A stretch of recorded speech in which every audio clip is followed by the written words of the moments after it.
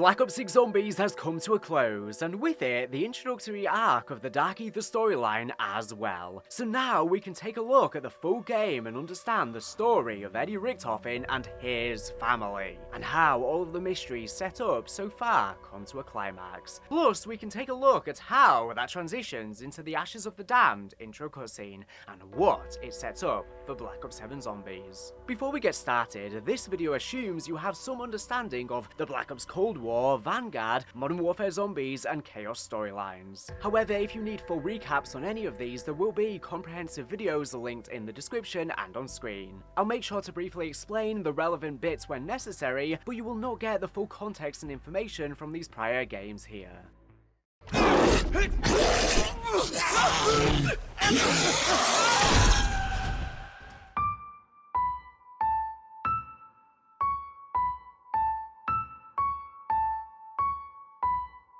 When things were at their worst, she was at her best. All we can do is fight like she fought.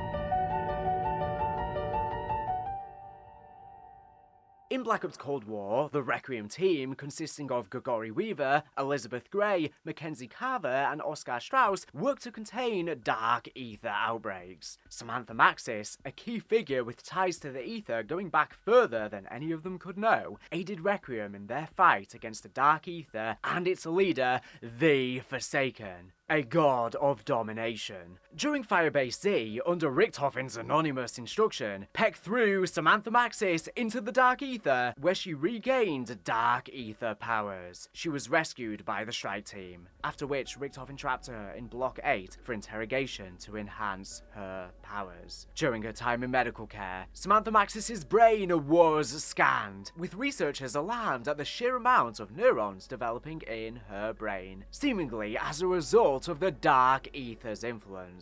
Her powers were growing. The document is number 4382. 1.24 times 10 to the power 11 neurons. Not possible. Run again. This brain scan formed the basis of research into creating an AI recreation of Samantha Maxis, capable of utilizing all of her power in order to assist Eddie's true agenda, Project Janus. This research was also instrumental in the creation of the Klaus robots and Cerberus weapon that utilized AI-empowered personality scans of Carver, Gray, and Strauss, as well as Klaus having an odd German personality of unknown origin. She became dubbed the Synaptic Algorithm Module, or S.A.M. for short. SAM. The blueprint found in the director's office reads Quantum Consciousness Housing, designed to provide power, sensorium functions, and processing substrates sufficient for a central intelligence running on an underlying fabric based on subject Samantha Maxis. See document 4382, taken following subject's return from the Dark Aether. System will allow for independent long-duration operation. Modular Mission Equipment Trust provides universal mounting capacity for mission-specific specific equipment needs, i.e. specialized sensors, transportation, or self-defense needs. The samurai would become ridden with trauma over Samantha Maxis's lived experiences, such as her tragic time trapped in the Dark Aether on Firebase Z. Her first memory she recalls is the tragedy with Richtofen's family and her killing Omega soldiers in her sleep during her time in the other realm, waking up with a knife with no recollection of what she had done. She struggles to separate Samantha Maxis's memories from her own and desperately wants to be freed from the orb she is encapsulated in and have a body of her own. She debates Richtofen over what it means to be alive and to have a soul. He performs cruel and callous experiments on her to try and harness the Dark Aether's powers and figure out a way to bring his family back, her aiding the troops in the operations to the other realm. These interrogations were likely somewhat cathartic to Richtofen, with her shared experiences over that tragic day with his family, and he wanted to figure out what really happened. They would even play chess so Richtofen could test her intelligence, but ultimately she no longer wanted to play when it became too much for her and how miserable Richtofen was making her, essentially willing her into existence and depriving her of a life under his watch. Weaver and Samantha are shown to have a complex history related to a botched assassination of some sort, resulting in the death of a young boy and his mother. Each cope with the trauma in their own way. They both are greatly affected and know that this day will come back to haunt them. Dr. Gray and Samantha Maxis fall in love, and a relationship clearly begins to build before things end. In a climactic mission, Samantha sacrifices herself into the Dark Aether and allows the capture of the Forsaken by Requiem. However, Requiem's leaders were arrested and imprisoned at Terminus Island by none other than Edward Richtofen, secretly working under the alias of the Director of Requiem. Now grown and driven by a personal vendetta, he closes Requiem and builds to the climax of his new vision, Project Janus.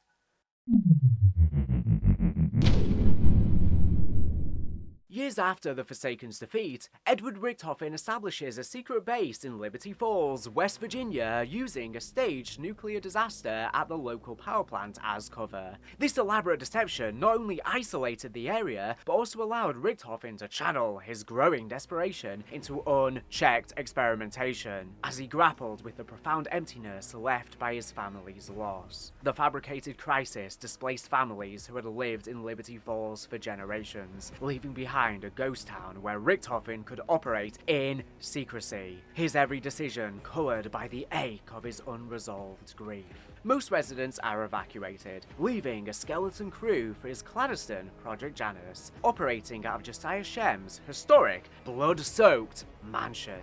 Richtofen's goal is to harness the Dark Aether's power, specifically the Sentinel artifact, to recreate his lost family, his wife, Mary, and son, Samuel. Haunted by vivid, unrelenting memories of their tragic deaths, Richtofen poured every ounce of his intellect and resources into this pursuit, often isolating himself for days in the mansion's dim corridors, whispering promises to ghosts that only he could hear. His obsession grew into a near madness, each failed experiment a fresh wound that deepened his resolve and eroded his moral boundaries. As a result, Richtofen hires Dr. Ravati Modi to lead experiments at Terminus Island, where she attempts to clone his family using Dark Aether biology, but her failures push Richtofen to obsess over the Sentinel artifact and its magic instead. The Sentinel artifact, tied to the Chaos Storyline, was created by a mysterious group known as the Nine to control Prima Materia, a mythical substance theoretically capable of creating almost anything, including Richtofen's lost loved ones. As Modi's repeated setbacks mounted, Richtofen's frustration turned to a quiet, simmering rage, driving him to demand impossible breakthroughs while he himself delved deeper into forbidden lore, his once sharp mind fraying at the edges from sleepless nights and moral compromises. The weight of his personal tragedy made him blind to the suffering of those around him, as he saw only his own pain reflected in the world, although he did have some care for some, such as his trusty Blanchard. During this time, after the Forsaken is captured, similarly held in an orb like the Samurai, he helps enhance her powers and trains her into mimicking his voice to spawn power-ups and control the realm, for she has a plan to put in place. but requires anonymity. He's puzzled by how she's able to do that, despite he himself having mimicking powers. But she learns quickly, likely due to her shared powers and memories with Samantha, since even during the Aether days. The Samurai says this is because she has a plan to put in motion and needs a disguise. Yes, I think I get it. I see how the etheric currents are focused now. Say it again! Why must we go through this so many times? I was almost a god. Am I now reduced to your plaything? It does its little trick, or its brains get scrambled again. No, enough. I will not.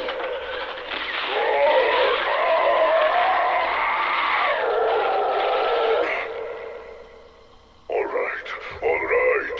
For a noisy abacus, you are most persuasive. Okay, here I go. Insta-kill. I got it! My turn! Max ammo! Full power! Fire sale! Bonus points! Yes! Easy peasy! By the great voice, I would not call it easy exactly, but now the student does become the master. Will you just leave me to my misery? You are fine, but it's not quite right yet. What's missing? Oh yes! Tear them to pieces.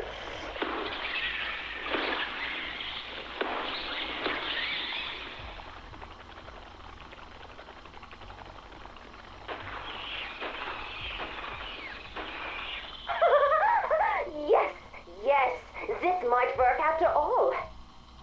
What? That was my voice. What are you? There are people who must be compelled to get something I need.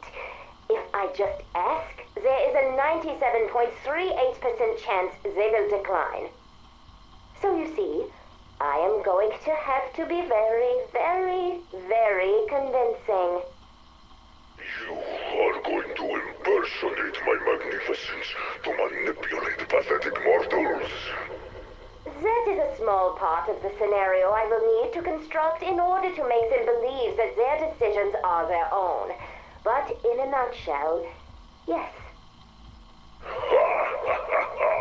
The audacity. I do not hate that.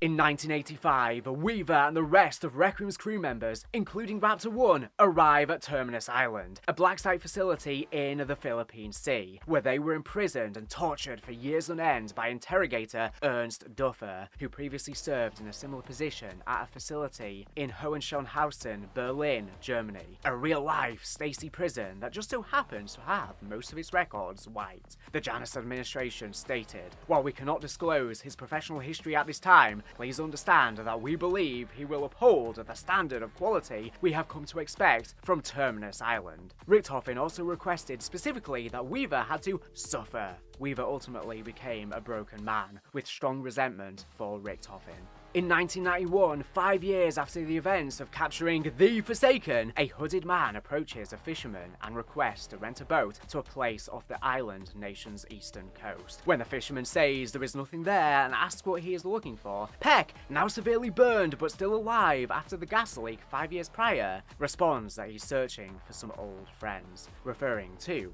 Weaver, Strauss, Carver, and Gray. They had spent the last 5 years underneath the thumb of the director, being tortured by his lackeys. Each of them endured specialized torture based around the files the director had on them, with Weaver forced to endure the most. His progress brief reads: Subject, Gregory Weaver. Interrogator, Ernst Duffer. Initial intake status: blames himself for the incarceration of Requiem. Brainstorms ways to exploit this. Acts as an anchor point for the rest of his team. Keeping him separated from Gray and Strauss may give us an advantage. The director wants this one to suffer. current status, without a clear purpose, Weaver has become a broken, bitter man. Physical labour will continue to take place before our sessions. It makes him more malleable.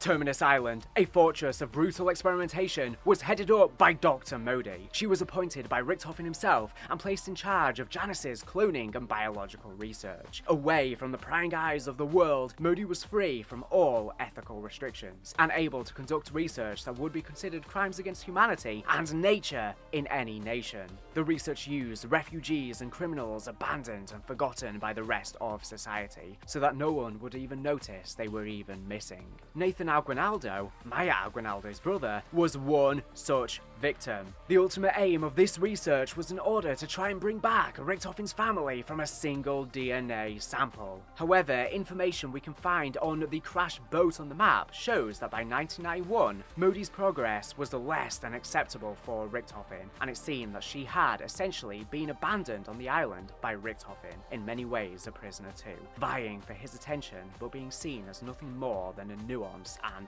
failure. The island is also surrounded by a large experimental sea creature Modi created from a guard, Owen Guthrie, who felt guilty and wanted to go public. He slowly began to build evidence against Project Janus and Dr. Modi, and kept his stash of evidence hidden in the crashed ship outside of Terminus, where that note is found. Slowly, as he continued his work at Terminus, the experiments on Nathan and exposure to Ethereum would ensure Guthrie lost his mind. Once he did, Dr. Modi finally managed to catch him as the Mole. She decided to turn him into a creature so vile and large that everyone at the island would always see him as a reminder not to cross her. She named this creature Patient 13. 11,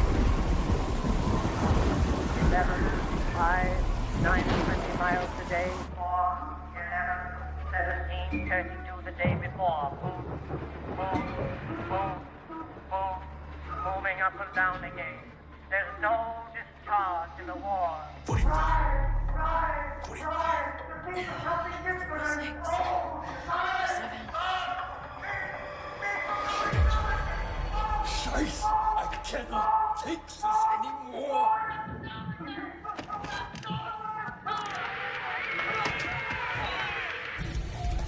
Finally, a good song.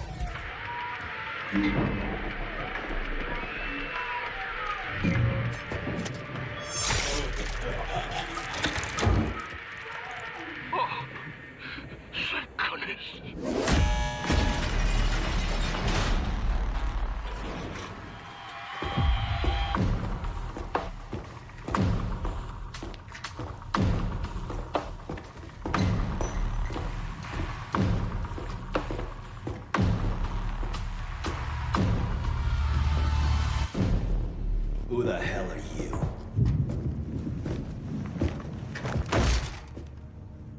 This is Maya. She's with me. Breaking you out was my plan, so you're welcome. Heck, you sick son of a bitch! You're supposed to be dead. Relax, Major Carver. All of us here have a common enemy. The guy who locked you up. The guy who stole my life's work. Edward Richtofen. What do you say we find him and kill him? Huh?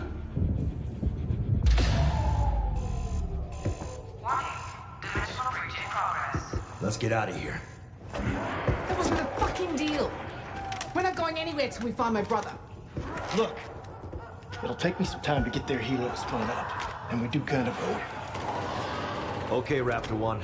Go locate the landing pad. Peck, Strauss, hold up in the guard station. I want Richtofen's coordinates. Go to the store power, and then locate this woman's brother.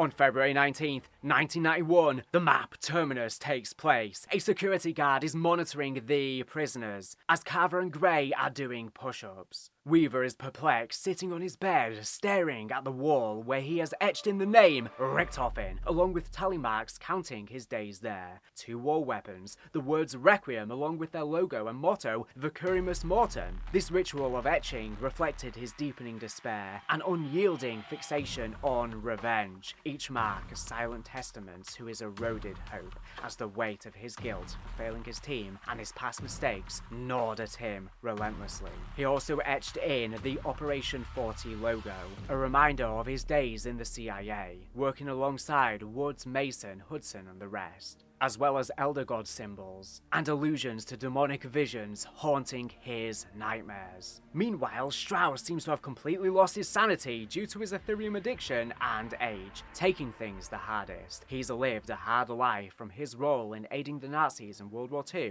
which started everything in the Dark Aether timeline, to everything since. It's no wonder he's been more susceptible to addiction as a vice, looking the worst out of them all. Whilst Raptor 1 is the only one smiling as he plays with a ball and is pleasantly surprised as the security guard changes the song to Pareidolia from Shangri-La.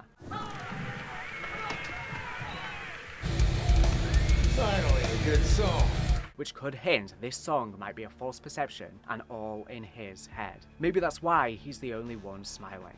He's slipping out of reality. Who can blame him after all he's been through? Not being the first time taken captive. Smuggler Maya Aguinaldo sneaks into the surveillance room and slashes the throat of the security guard. Weaver and the Requiem crew are broken out by Maya, confused who she even is, before a still alive Peck ominously greets them by raising his hood to reveal his face once more. Despite being the one responsible in rescuing them, Weaver slams him against the wall for being a traitor. Quickly before Peck proposes, they all go after Richthofen, who stole his life's work. The irony. Ultimately, it seems the fisherman was unable to take him to Terminus, and at some point he stumbled along Maya, who had the knowledge and purpose to take him there, for she too had someone close to her she wanted to save. Quickly interrupted as a dimensional breach begins to take place simultaneously, Peck throws them a bag of clothes and weapons he brought to the island to defend themselves against the incoming waves. Weaver instructs Peck and Strauss to secure the guard station and attempts to acquire Richthofen's coordinates, while Raptor 1 tries to locate an exfil, while he, Maya, Carver and Gray handle the undead outbreak and attempt to locate Maya's brother, who was also imprisoned at the island and is the reason for helping Peck in the first place. As the power to the island is activated, it is revealed that Maya's brother Nathan, under the control of Dr. Modi, had been subjected to Project Janice's experiments as well, the results of which had turned him into an amalgam, a cruel body horror mesh of human parts mutated by the Dark Aether. After rendezvousing with him, Maya mercy kills him and swears revenge on Modi, as well as Franco, who had sold him off to Modi in the first place.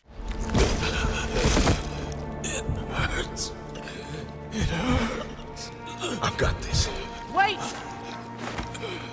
He's my little brother. My responsibility.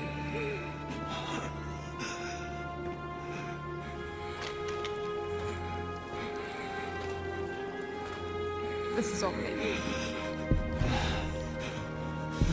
Do it.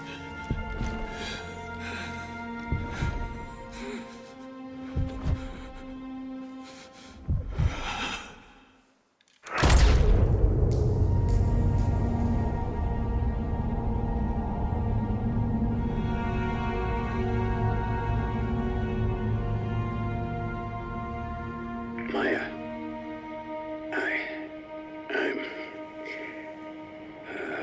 I'm so sorry. Save it, Peck. I don't need sorry right now. I need to get even. Whatever else we do, we're gonna kill everyone responsible for what they did to Nathan. Got it? Especially that syndicate trash Franco. Sold him to Modi for his sick experiments. I am many things, but sick is not one of them. What the hell? Oh, I've been watching your progress from my sub. Frankly, I'm amazed you're still alive. But let's face it, you are never getting off that island. You are fucking dead, Modi! I don't care how far you run, you'll pay for what you did to Nathan! And for everything you put us through these past 6 years! And you're giving back my goddamn warheads! I don't think so, Dr. Peck. I'm just counting the minutes till you're all torn apart. We are gonna get her. Right? Abso-fucking-lutely. In that heartbreaking moment, Maya's hands trembling with a mix of sorrow and fury, the weight of familial love clashing against the horror of what her brother had become, forever scarring her resolve. Her heart, once buoyed by the hope of reuniting with Nathan, shattered into a vengeful determination that burned brighter with every step she took, and joined the rest of Requiem in solace for her revenge against who did this monstrosity. After this, Modi contacts the team and taunts them for their efforts, all the while she is escaping the island with Peck's warheads in a submarine.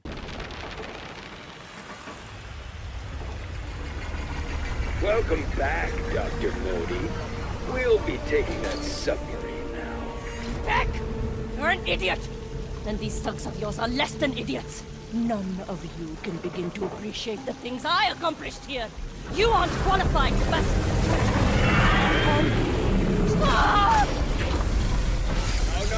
No! Our warheads! God damn it! My God! Was that patient 13? Something's happening. Aesthetic energy spiking off the chart.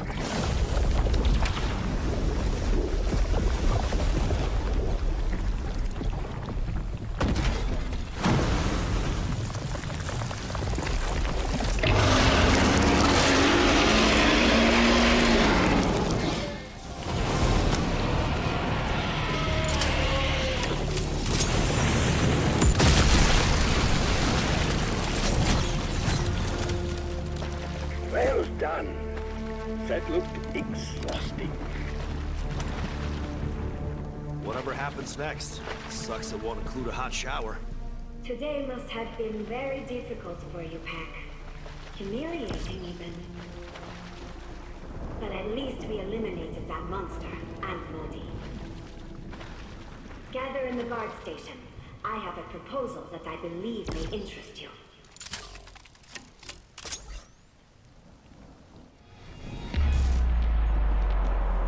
Okay, Sam. Whatever your plan is for bringing back Maxis, it better be good. It is. I have scraped all Project Janus files classified Director's Eyes only. Richtofen is obsessed with an ancient relic called the Sentinel Artifact. He believes it has the ability to manipulate a form of protomatter called Prima Materia. You can't be serious. The term comes straight from medieval alchemy. Don't ask me to believe such horseshit. I am a man of science. As is Director Richtofen, Dr. Strauss. The artifact is believed to be somewhere in the Principality of Avalon. He hired a criminal organization, the French Syndicate, to find it. They are interrogating a man called Gabriel Kraft. Your former associate, Sergei Ravenov, now employed by the Syndicate, abducted him on the orders of his boss, Franco. I'm in. Enjoy your revenge, young lady. I'm not chasing after an old wives' tale. Oscar, we've all seen things that seemed impossible. And Richtofen is no fool. If he and Sam believe that this artifact can actually bring her back, we have to try. We can't give up on her.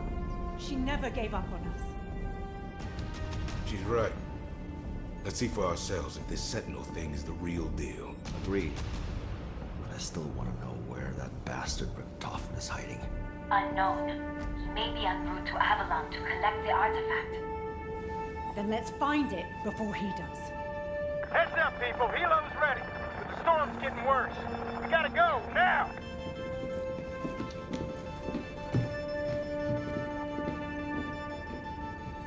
Maya and Gray vow to get after her. Once Patient 13 is defeated, the Samurai redirected Maya, Gray, Weaver and Carver to go to the guard station where Peck and Strauss had been communicating from and shows them what Richtofen was working on. She states that he had been obsessed with an ancient relic called the Sentinel Artifact and that he believed that this relic was located in the Principality of Avalon, France. To find it, he hired a foreign organization known as the French Syndicate, who were led by Franco Moru, to kidnap and interrogate Gabriel Kraft, who had presumably knowledge to its whereabouts. More specifically, Kraft was kidnapped by Ravenov, who at this time was under the employment of the French Syndicate, after turning to hopelessness following Requiem's capture and Samantha's sacrifice. The entire crew is then extracted via helicopter by Raptor 1, and they make their way to Avalon. But the Samurai had secrets of her own. She informs the Requiem crew that Richtofen is likely on his way to Avalon, and she leads them to follow him, never to tell them that he's actually stuck in a dark ether liminal space by her own hand.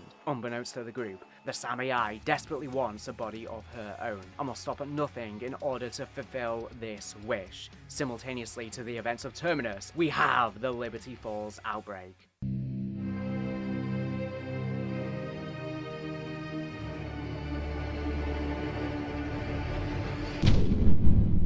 During the close of Black Ops Cold War Zombies, Richtofen began requesting digging underground tunnels in rural West Virginia called Liberty Falls, importing a lot of resources there, including 5,000 tons of steel as the first stages of his plan. They have been hiring scientists, military personnel, operations personnel, and custodians. They used the cover story of a nuclear power plant tower failing and leaking to evacuate the locals. As predicted, a few locals weren't exactly keen on giving up their land and asserting their rights as American citizens to protect their property. They planned on starting construction on a giant wall around the time to keep people or things in and outsiders out, but were ultimately denied planning permission.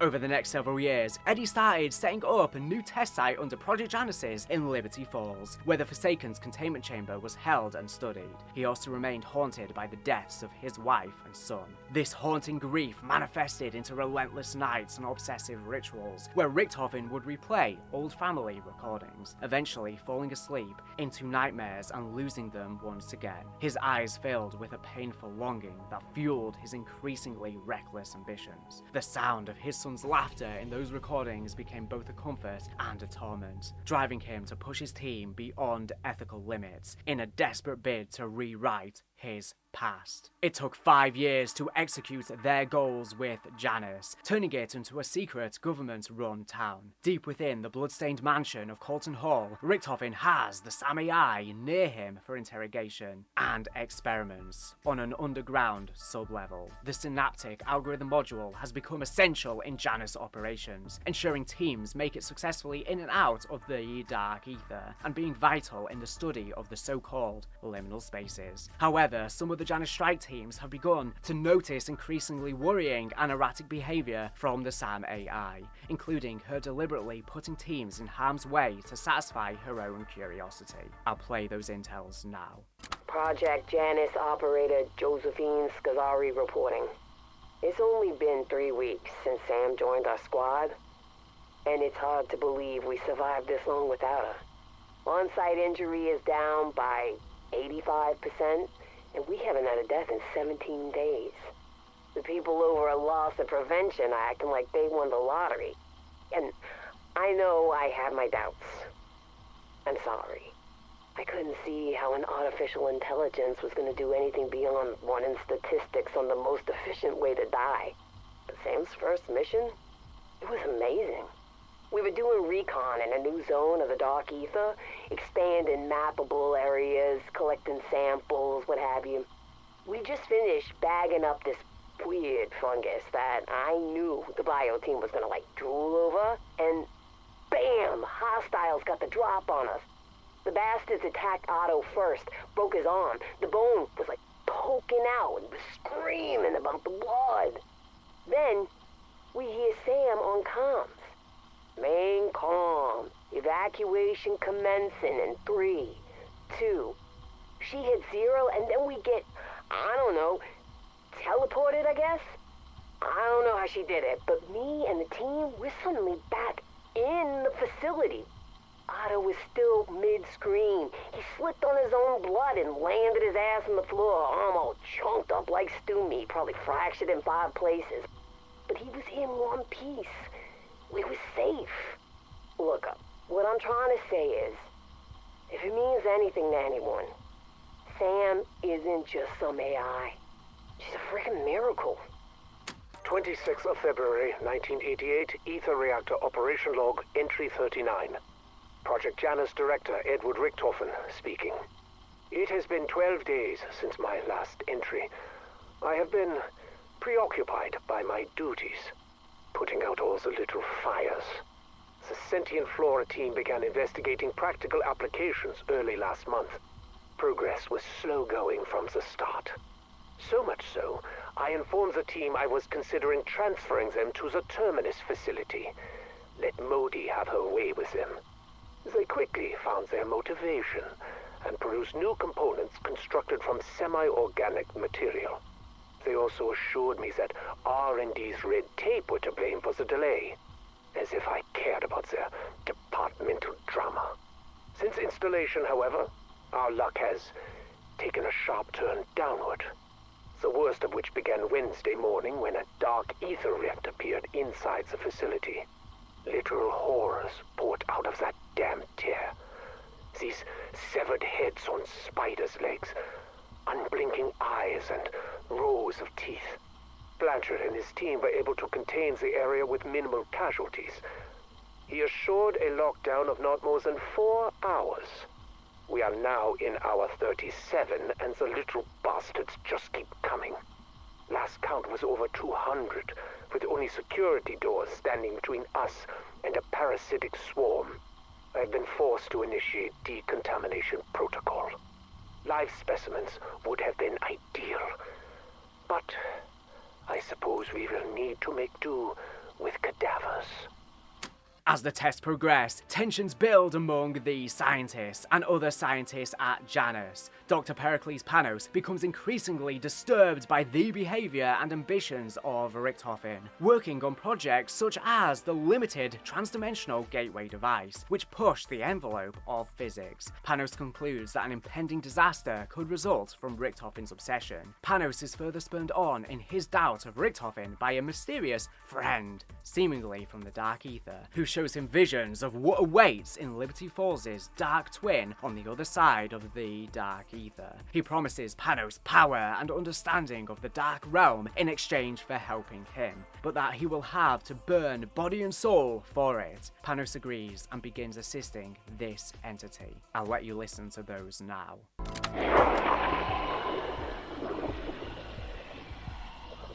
He came to me again, my friend, my benefactor, my salvation.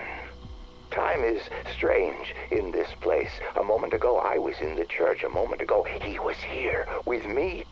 In another moment, who knows? Like the director, he came with promises, power, forbidden knowledge, a reckoning for my enemies. But unlike the director, his mastery of the Dark Aether is real. And what's more, he promised me a way out. When I return to the world, I will be his agent. The future he speaks of, the one we will fashion together. I can hardly wait. In only a moment, we begin. The voice spoke to me again, the great voice from beyond, my friend. It guided me through a dream state more lucid than any I have ever known. It was more than transcendental, it was transformative. I saw through the mist and fog. My gaze did not linger upon the foul wretches that wandered in search of prey. I looked upon the sprawling landscape beyond. Though this place was shrouded by darkness and tainted by trauma, I saw lights. I saw brightness. From the fields I glimpsed a farmhouse, a sunken town, rustic and ravaged by age, a cabin overlooking the inky black water of a lake, and a pyramid somehow floating in the distance.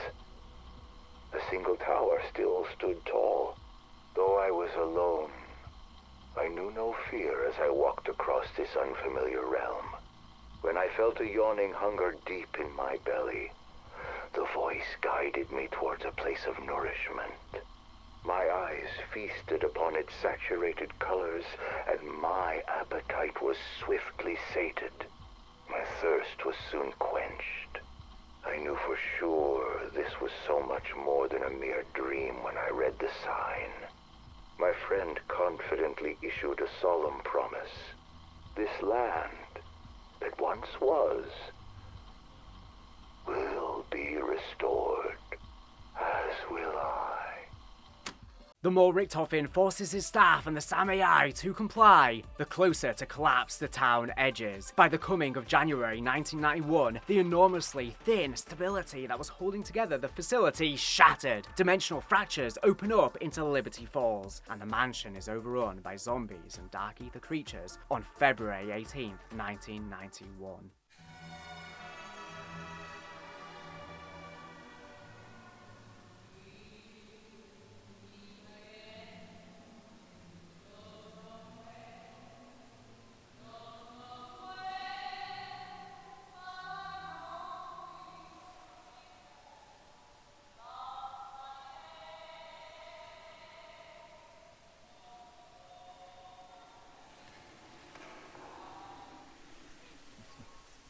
I'll get your sweater from the car.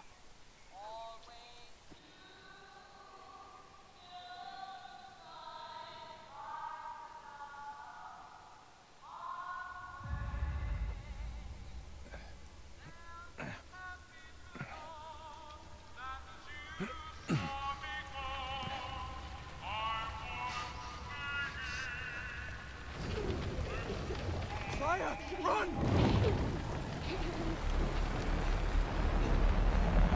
For God's sakes!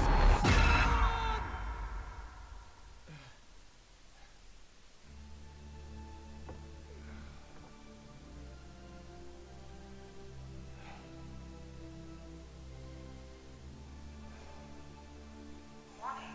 Dimensional breach in progress. Sub-level 10, report. Something's wrong with Sam. Dimensional breaches are occurring across the facility. Secure your stuff.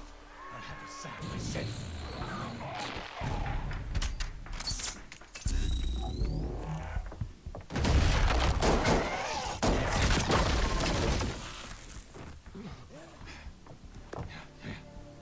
Blanchard, secure the command post. Call in response teams. Get Liberty Falls locked down. Copy? Copy.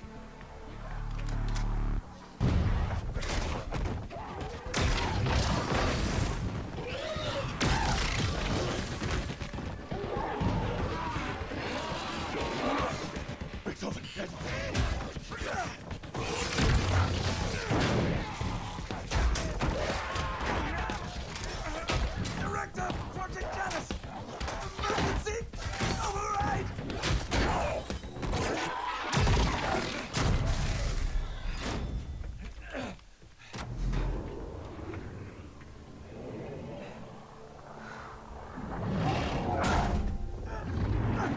I swear to you, sir! You'll never be free!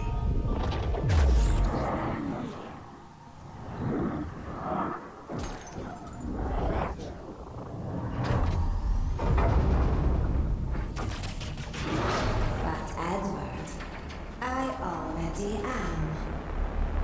Unbearable chaos turns Richthofen himself into a tortured soul, burdened by his repeating vision of his family and their death. A trauma which defines him and makes him extensively obsessed with winning at all costs. Each vision struck like a dagger, amplifying his isolation and turning his determination into a frantic, soul-crushing drive that blinded him to the suffering he inflicted on others. His once noble pursuit had twisted into a monomaniacal quest, where the faces of his wife and son became both his salvation and his curse. Seizing his signature Wunderwurf DG2, Richthofen fights his way out of his mansion, fighting the waves of undead that flood the building. His chief of security, John Blanchard, barely survived a zombie attack and is luckily rescued by Richthofen's trusty Wunderwurf, after which Richthofen offers him a helping hand. Blanchard manages to warn the remaining personnel of Janus to lock themselves down. In an attempt to reach the Samurai, making his way down the elevator data to her, Richtofen is forcibly sealed inside one of the liminal spaces present within Colton Hall by her and her purple ethereal smoke. Trapped and surrounded, many of the Janus scientists record their final testimonies, blaming Richtofen's obsession with power and Project Janus for the outbreak, with Dr. Cal Moline and Dr. Annette Pelletier both dead. This leaves Dr. Panos as the single surviving Janus scientist in Liberty Falls, but assumed dead and trapped inside its church.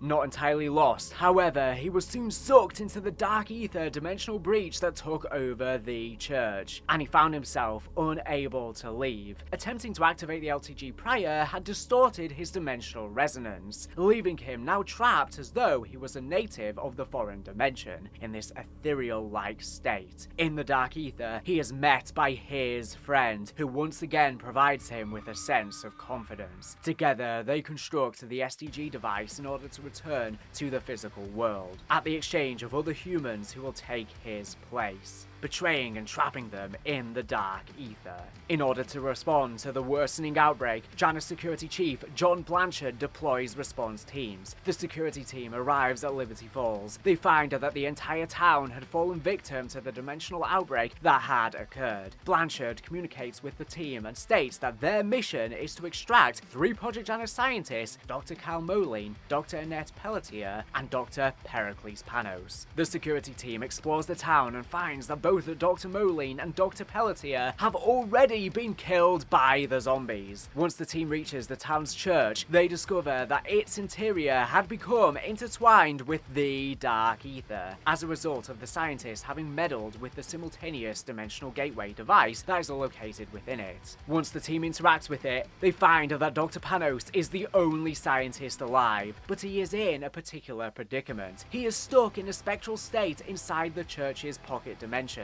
In order to leave the dark ether and return to the normal dimension, Panos has to cross paths through the use of the STG. To do so, he instructs the security team to do a collection of steps, ignoring Blanchard's chain of command, which results in his annoyance. They begin to build the Thrustodyne Aeronautics Model 23 in order to grab the materials necessary to then build the LTG, the Limited Transdimensional Gateway. Once it's built, the team harness the energy from the high-value targets that spawn from it and put their energy inside a couple of canisters, which are then placed inside the simultaneous dimensional gateway. Once both canisters are inserted, the security team then fights off waves of normal, special, and elite zombies. Once the team finishes all of the zombies off, Panos then betrays the security team and switches places in the dark ether with them. He states that he has a few scores to settle and promptly leaves the church, leaving the team that helped him behind.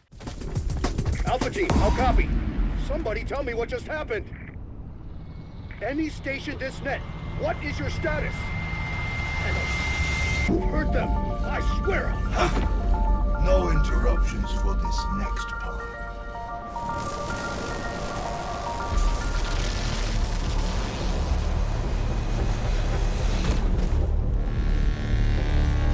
Thank you, my friend, for volunteering to take my place here. Or, in your parlance, thank you for being voluntold. Now, if you will excuse me, I have a few scores to settle. Bye-bye, Dark Aether. Shortly after, Blanchard reports on the town's downfall, to the zombie incursion and Panos' betrayal, and swears revenge on him by planning to follow him to the nearby Janus Towers and putting a bullet in his crown once he finds him. This is John Blanchard reporting my preliminary sweep of Liberty Falls since the loss of our strike team. It doesn't look like planet Earth out here. Something is taking over. The air is heavy, almost corrosive. It hangs on everything. I feel like I'm choking just standing in it. I can barely think. Liberty Falls is gone. It's a boiling pot of chaos. We have to stop it from spilling over. Fucking Panos.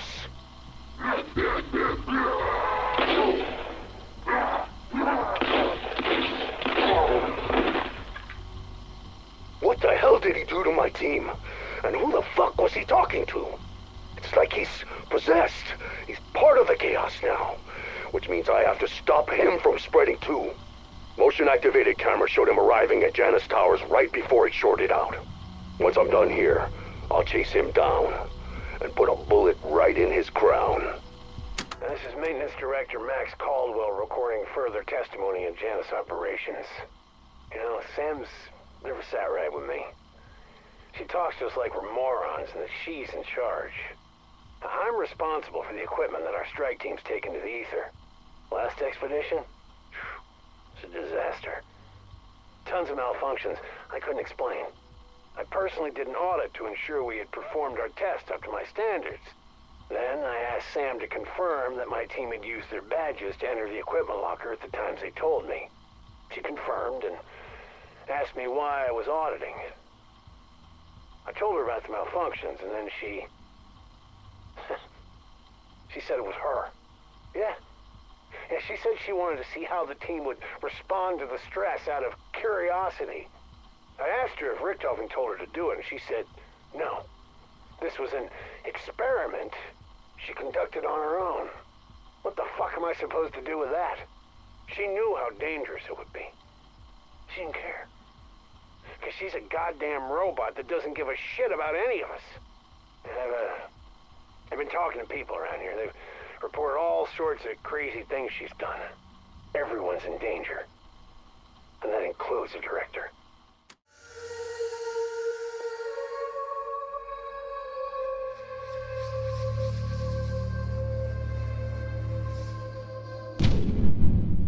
For some backstory of Citadelle Day More, let's take a step back once again to early human history. By 1291, the Crusader kingdoms began to fall, with the new Templar Grand Master Jacques de Morlaix trying to find support for more military action wherever he could, including seeking out Hugyu Khan, grandson to Genghis Khan, as a potential ally. This was necessary as, by this point, the Templars had been pushed all the way out of the mainland and had to found a new headquarters on the island of Cyprus. This period is key, as judging by the age of the man, this is likely the period of time in which the Owl served in the Templar Order. He may have even been a direct comrade of Grand Master de Morlaix himself. If the Owl was just an ordinary Templar though, we wouldn't be discussing him. During this period of time, he did two important things. The first was to father his 4 bastard sons. We know this as they were already fully grown, capable enforcers where he fled to Avalon in the 1310s.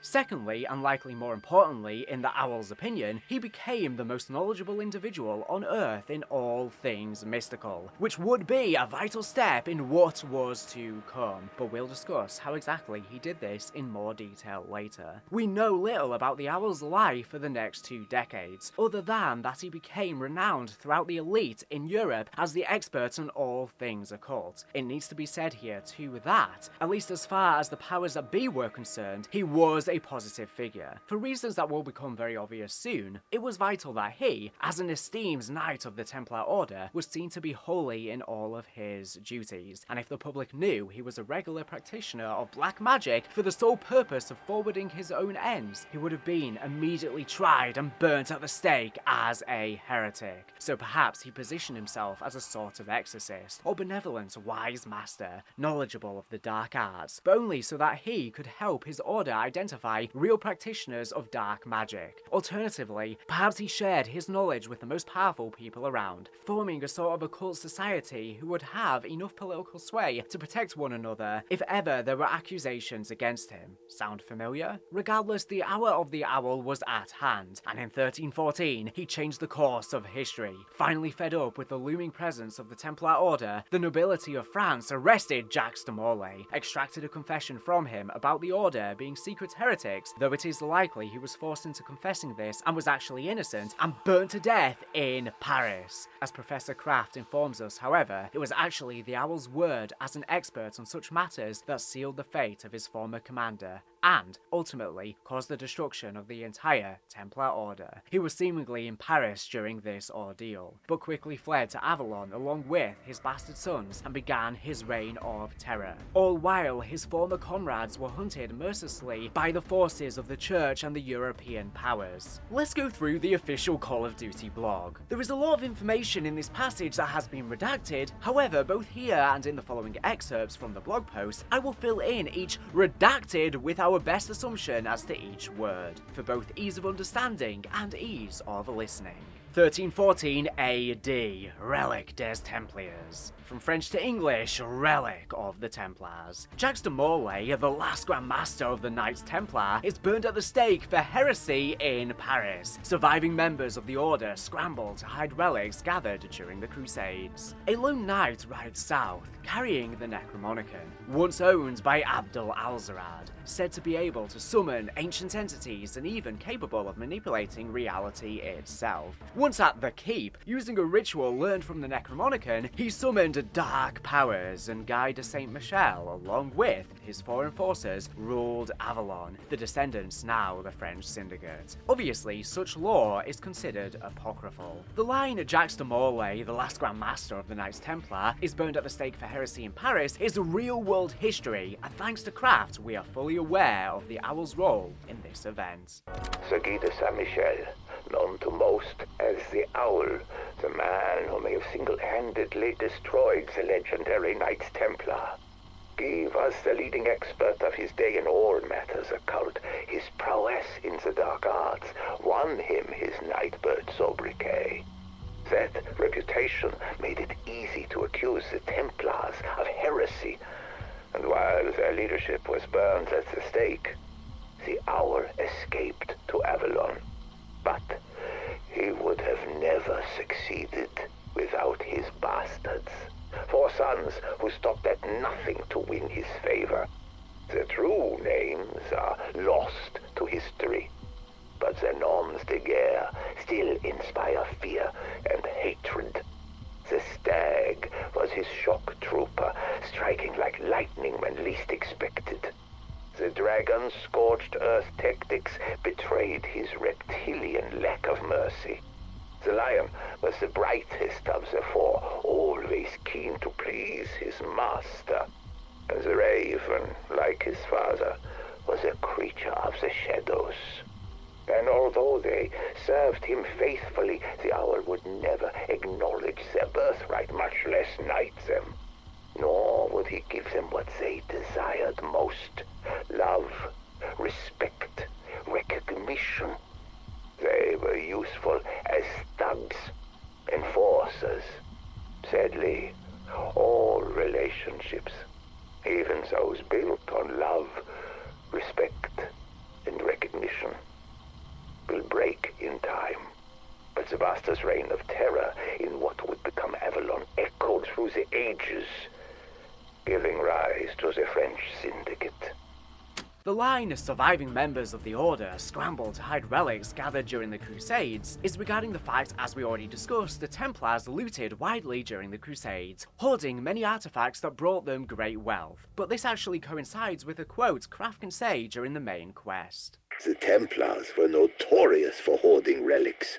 With what he is referring to here being the Ankh, Horseshoe of Pegasus, Raven's Talon, and Paladin's Brooch. These relics in particular are clearly from different cultures, with the Ankh being Egyptian, claimed by the Templars possibly during their campaign into Egypt, and the Horseshoe of Pegasus possibly from the sacking of Constantinople. Craft comments on the Raven not being normal, and so it is likely the product of the artifact itself, ravens most commonly being associated with Odin, and therefore perhaps being a personal belonging of a Scandinavian member. Similarly, the brooch is said to be belonging to a paladin, who were allegedly the 12 knights of King Charlemagne's court. At that time, the Franks, predecessors to the French, had only relatively recently converted to Christianity, so it is likely the brooch was pagan in origin, possibly being associated with a Celtic god, such as Danu. The line, "A lone knight rides south, carrying the Necromonicon, once owned by Abdul Al-Zirad, said to be able to summon ancient entities and even capable of manipulating reality itself, is easily the most mysterious and interesting line in the entire passage. This is the line that serves as a key to everything. Though speculation, it is possible that the person mentioned is Abdul Al-Zirad, a character from H.P. Lovecraft's Cthulhu mythos. What significance is this? Abdul Al-Zirad is, in Lovecraft stories, the author of the Necromonicon, an incredibly powerful and evil book of knowledge, written by Al-Zirad after journeying through the ruins of ancient Babylon and the tombs of Egypt. Egypt in around 750 AD. Shortly after authoring this book, he died mysteriously. Eventually, it was translated into Greek in Constantinople. In Lovecraft lore, its fate after this point till the modern day is unknown, but here is our story. It is entirely possible it came into the hands of the Crusaders during the aforementioned sack of Constantinople, and later, the hands of the Templars themselves. The line, once at the keep, using a ritual learned from the Necromonicon, he summoned dark powers, is incredibly interesting, as it would imply the hidden book we have to restore during the main quest that contains 4 symbols is, in fact, the cursed book. This is possibly confirmed through the use of the word ritual as in the quest. We have to go to the specific points of power, essentially sites empowered by rituals, and kill zombies there. What makes this even more interesting is that the book is secured by a grid of alchemical symbols near identical to one found in Delphi during the Chaos Storyline, by which Shaw was infamously killed by Bruno and resurrected. We now have the line, and Guy de Saint-Michel, along with his foreign forces, ruled Avalon, the descendants now the French Syndicate. Obviously, such lore is considered apocryphal. This final section likely just tells us that they ruled over Avalon, and the descendants are now obviously the French Syndicate, something confirmed in the map. Later in the timeline within the blog post, we read that the land was given by the Pope to a powerful family in the area who would become the French Syndicate. But given Franco outright says in a piece of intel that they are descended from him, it's likely that the French Syndicate lost the de Saint-Michel name as a result of the bastard sons never being officially brought into the family by their father, thus the name becoming somewhat lost to time. With all of this information, we can put together a really interesting theory, starting all the way back with Alzarad in the 700s. He was a poet and scholar, perhaps somewhat like Kraft, who effectively stumbled upon ancient knowledge in the Middle East. Egypt specifically is extremely relevant here, as it's possible that the knowledge he stumbled across was that of the Order from the Chaos Storyline, and even of Cortifex. The Order were based in Egypt at the time of the early Roman Empire, as we see in the map 9. However, the fall of the Western Roman Empire in 476 AD may have had catastrophic implications for them. It's possible that Alzarad rediscovered their lost knowledge and transcribed it in his book, preserving some, though perhaps not all, of the knowledge of the Nine. In the main quest, one of the symbols we collect in particular bears a striking resemblance to the Dark Aether rune of Cortifex the Deathless, though it is not exact, so it's entirely possible that he also stumbled upon Cortifex's temple, or perhaps even the Order possessed writings of the Dark Aether god. In the map, there is a demonstrable link between these two sources of knowledge, as not only is the Owl's magic able to manipulate the Dark Aether directly, we see this with the Baumung, the Sword of the Raven, but he also regularly utilized the aforementioned alchemical symbols in the exact way as the Order did, with the opposite, Solace, that of the Lion, utilizing magic drawn from these symbols. It's also worth noting here that the elements we use are unusual, but not unfounded for Zombies players. Fire, electricity, light, and shadow are the 4 elements of the bows in Der Eisendrache, and more importantly, the 4 basic elements according to both the Apothecans and Keepers. We even see this in the Revelations main quest, with the runes of creation being for these 4 elements. While the 4 elements theory was traditionally accepted in alchemy, this is a very abnormal choice of elements. The real world standard was water, earth, fire, and air, and so again suggests higher knowledge of the Dark Aether. As we see in the Owl's study, he knows of alchemy and clearly of the Dark Aether, as the Void Sword makes a direct tear to it, and he even has some drawings seemingly studying Ethereum crystals. By the time the Templar Order was falling, the Owl had likely been in many losing battles, possibly even seeing people important to him perish and becoming extremely jaded. If in these 2 decades, he then came across this book of knowledge in some dusty Templar vault, he would very quickly become extremely powerful. He possibly bought himself powerful friends with his knowledge, ensuring he could never be accused of heresy himself. He would likely be totally ideologically opposed to the Templars as a result of this knowledge, believing now that only he knew the truth about the world, and that their religion was false. When the time was right, he sprung, accusing his old commander of heresy, and escaped to Avalon, where he would occupy the Citadel and fortify it with dark rituals from this book. Kraft states during the main quest that he has no power himself. He is just harnessing the power within the Citadel, naturally found. The knowledge of the owl obtained was so great that he was able to create a form of life itself, a golem made of stone, whose only task was to protect what he considered his greatest creation, the Obscura Citilium, an amulet with such powerful magic that it was capable of reopening portals to the Dark Aether. This amulet was made for use in a nearby ancient tomb, and so it's likely that the owl did many experiments there in order to construct the artifact. Furthermore, when we play the Mystic recording, which is an imprint left by the owl, similar to the spectral reflections from the Machine, it was clearly intended for one of his sons, who he assumes has betrayed and murdered his brothers in order to reach the study. The owl says this son is his favourite, not actually naming them, which likely means he doesn't really know or care which one succeeded, and he talks in a similar manner during the boss fight. Again though, the amulet was never actually obtained, as we are the first to enter the study. Sir Guy de Saint-Michel, known to most as the Owl, the man who may have single-handedly destroyed the legendary Knights Templar. Guy was the leading expert of his day in all matters occult. His prowess in the dark arts won him his Nightbird sobriquet. That reputation made it easy to accuse the Templars of heresy, and while their leadership was burned at the stake, the Owl escaped to Avalon. But he would have never succeeded without his bastards. 4 sons who stopped at nothing to win his favor. Their true names are lost to history, but their noms de guerre still inspire fear and hatred. The Stag was his shock trooper, striking like lightning when least expected. The Dragon's scorched earth tactics betrayed his reptilian lack of mercy. The Lion was the brightest of the 4, always keen to please his master. And the Raven, like his father, was a creature of the shadows. And although they served him faithfully, the Owl would never acknowledge their birthright, much less knight them.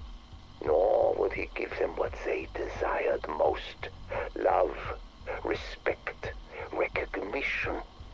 They were useful as thugs, enforcers. Sadly, all relationships, even those built on love, respect, and recognition, will break in time. But the Bastard's reign of terror in what would become Avalon echoed through the ages, giving rise to the French Syndicate. Sergei, your services are required. The professor needs another beating.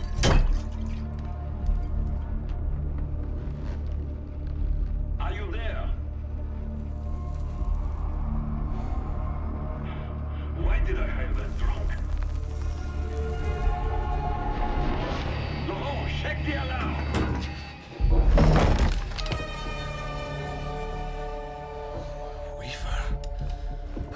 I thought you were dead. If it were only that simple. And why the fuck is this rat bastard with you? We're looking for a man named Kraft. Who may know how to bring back Maxis. Kraft is our prisoner. We were offered millions to find out something only he knows, but he won't talk. Not even to me. And, who are you? I'm the one who's gonna kill your boss. That a problem? Rababov, where the fuck are you? I am thinking of doing the same.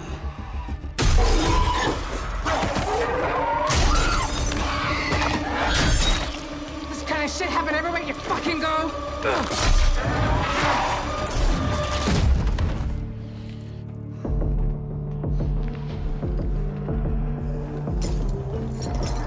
You're in no condition to fight. Stay on comms. Guide us to Kraft. And try not to kill Peck.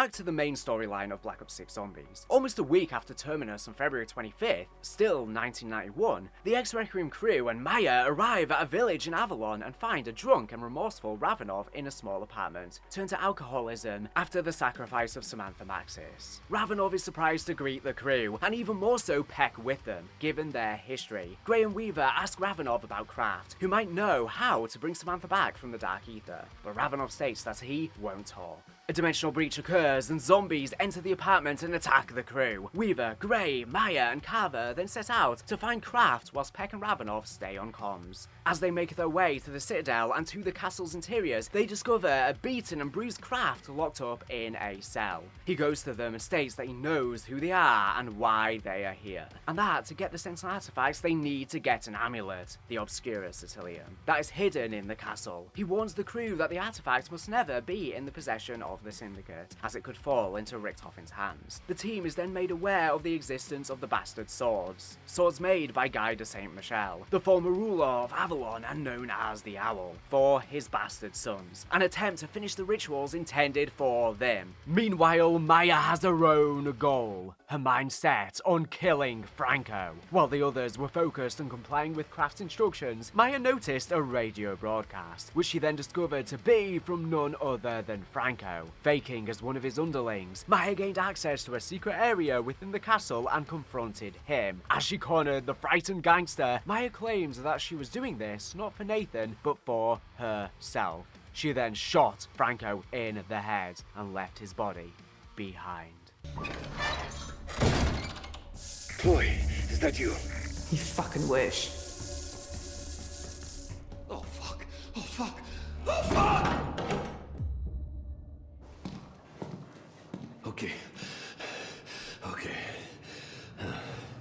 The door should keep her out.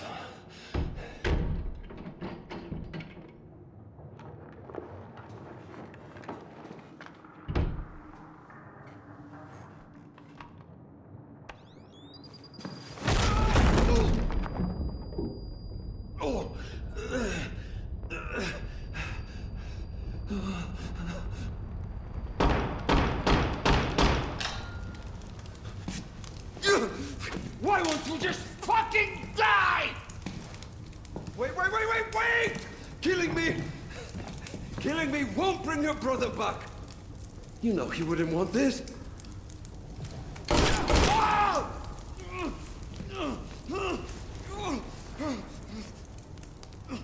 This isn't for Nathan.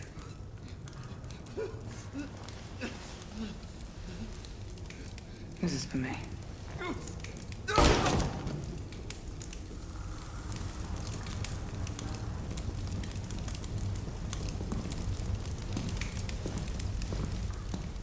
After completing the necessary steps for each sword and the respective upgrades, a hidden room made specifically for Guy's bastard son, who would emerge victorious, opens up, and a spectral recording of the Owl plays, stating that in order to finally get the amulet, they need to defeat the stone golem that is guarding it. A fight ensues that teleports the crew from the village's square to an underground cave that traps them within the stone golem. After a lengthy fight, the stone golem, once defeated, then drops the amulet they had been seeking. Once they grab it, Kraft can be heard panicking and warning the crew that zombies are pushing through the cell's door.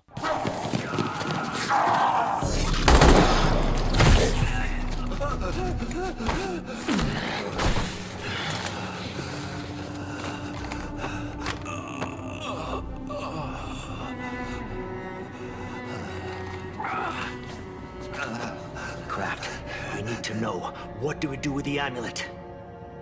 Take it to the excavation site. But beware the Sentinel artifact. It could consume you. And Richtofen, where is he? We know he contacted you. Please don't kill him. He is my son. He's your what? I don't think he knew he was raising a monster. Until it was too late. And the dig site he mentioned. It is not far.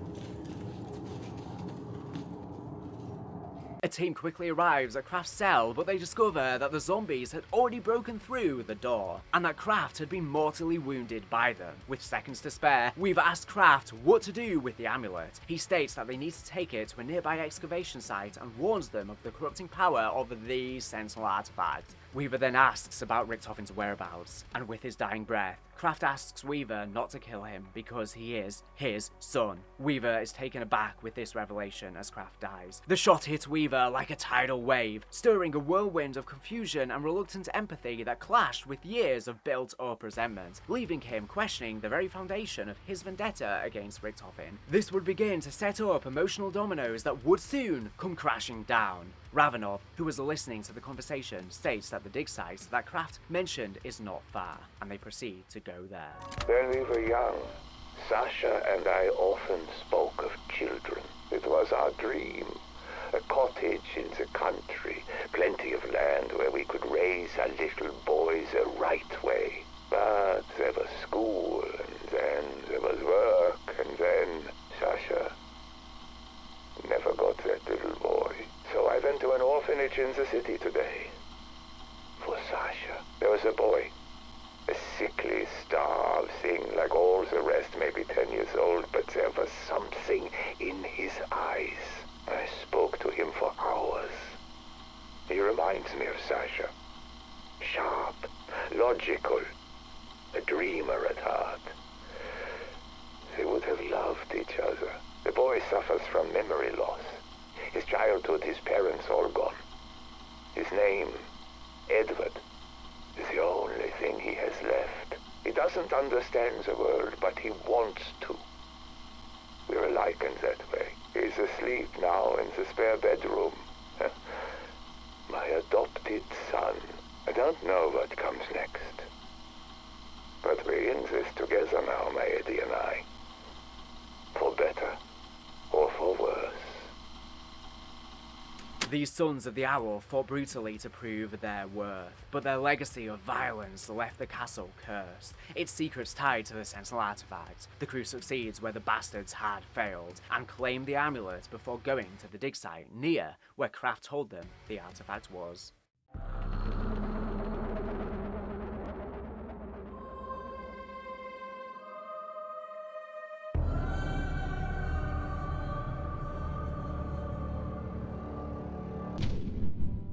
It's here we see the triumphant return of the Chaos Storyline to the forefront. We get some intel about a character named Archibald Fotherington Smythe, who was a friend of Alistair Rhodes. It takes place in 1908, which would be set just before the real meat of the Chaos Storyline kicks off. So, let me see if I have this quite straight. You want me, Sir Archibald Fotherington Smythe, renowned archaeologist and peer of the realm, to go grub around in some tawdry, run-of-the-mill Roman ruins on a burial mound in the south of France that none of the locals will go anywhere near? That's about the size of it, yes. And if I find that, what did you call it, Sentinel artifact, that I'm to bring it to you, not publish, not alert the happy scribes of the Royal Archaeological Review, not mark the occasion with even an inch of print in the Times? Seems like you have the measure of it. Yes. Well, no. I mean, it sounds hateful. I shan't do it. Oh, look, old man, not to put too fine a point on it. What else are you going to do with your time? The Egyptian government aren't going to grant you a permit for your own dig. Not so soon after that mummy business. Now, look here. I told you, I genuinely thought that mummy was one we'd excavated fair and square. Archie, it belonged to the Egyptian Museum in Cairo. It was right next to our cargo on the dock. And it was intended as a gift from the people of Egypt to the King of Spain. But they all barely well look the same. When you were seen waltzing a 2,000-year-old mummy around in broad daylight, singing a rugby song about the daughter of a local tradesman. Well, I had rather a lot to drink, I will admit that. We've known each other a long time, Archie. We go back, don't we? Oh, I should say so. Wasn't old Flinders big at Tannis? 1885. I remember because I missed Scarlett's birth for it. My wife was furious. But Archibald Obin, my point is this. In all that time, have I ever steered you wrong? No. I suppose you haven't. Well, what say this? You take the expedition, and I'll be sure to smooth things over with the Egyptian authorities. We'll have you back in the sandpit in no time. And you'll cover the cost of the whole dig? Absolutely. First-class steamer cabins and champagne all the way. All this sentinel jazz seems jolly important. Why aren't you handling it yourself? Would you believe me if I told you I was keeping a low profile because I'm having a spot of bother with a cult? Probably not. Tell you what, if you'll throw in a couple of cases of that saucy 70 claret, we have ourselves a deal. You know how to squeeze a fellow dry. Deal. Excellent. Well, I shall commence my preparations at once. Pots! Damn your eyes, man! Where the devil are you? Load the motor car! We're off! Archibald! Sir Archibald! It's after 2 in the bloody morning! Best of British, old man. You will most assuredly be needing it.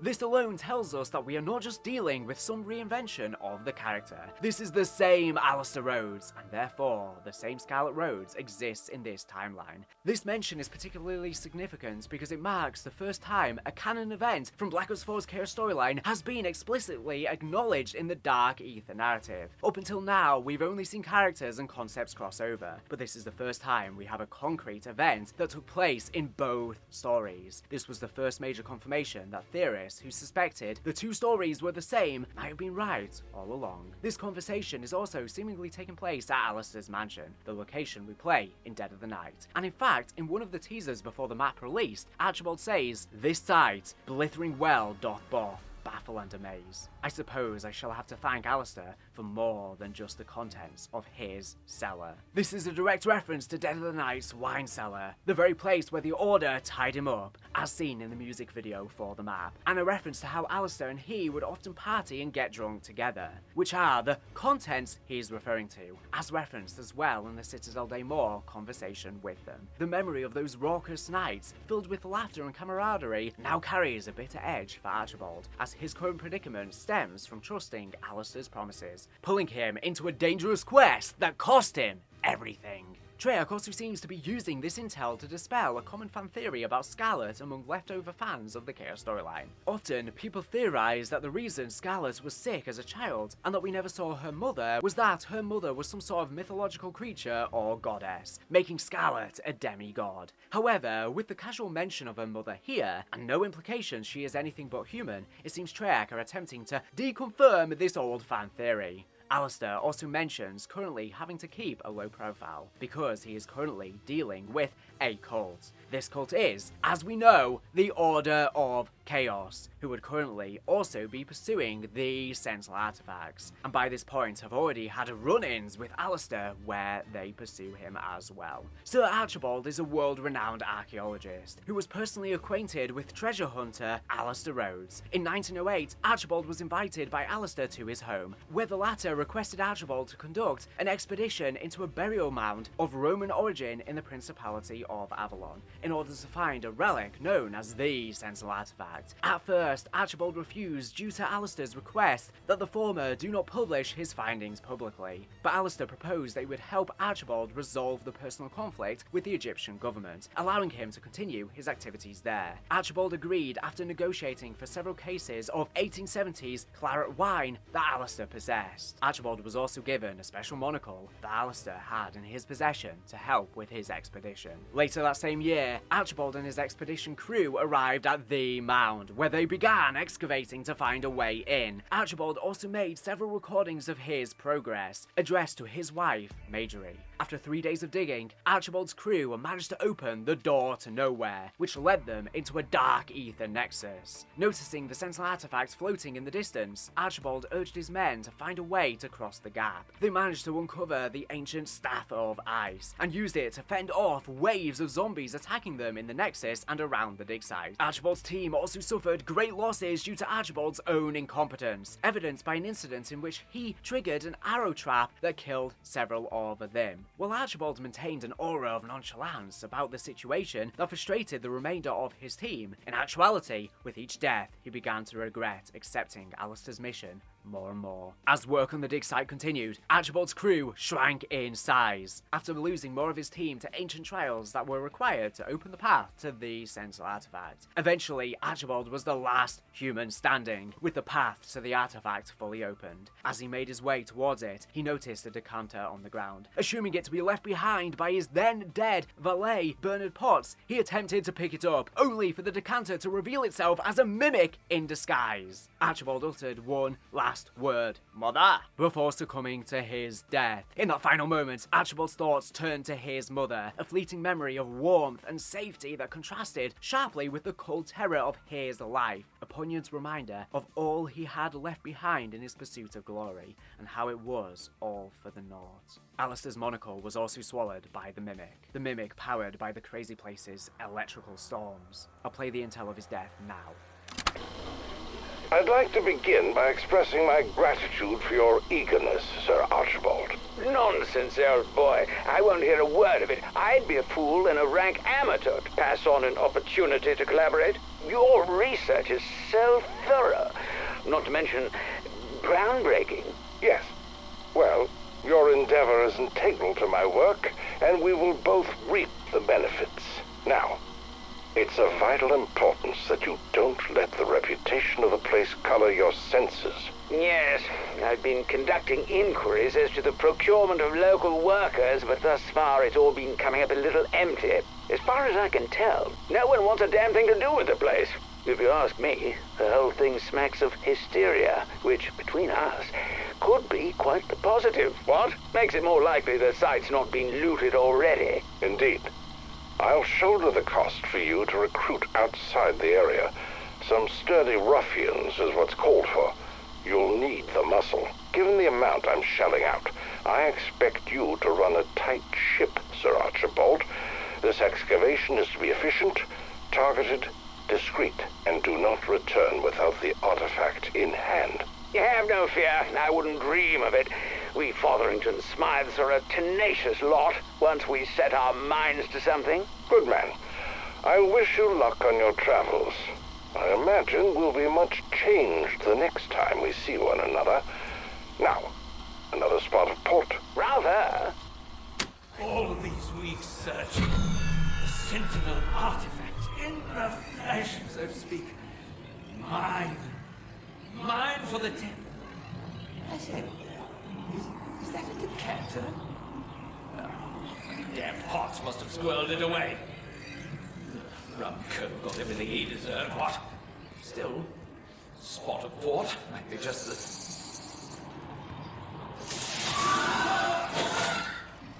Mother.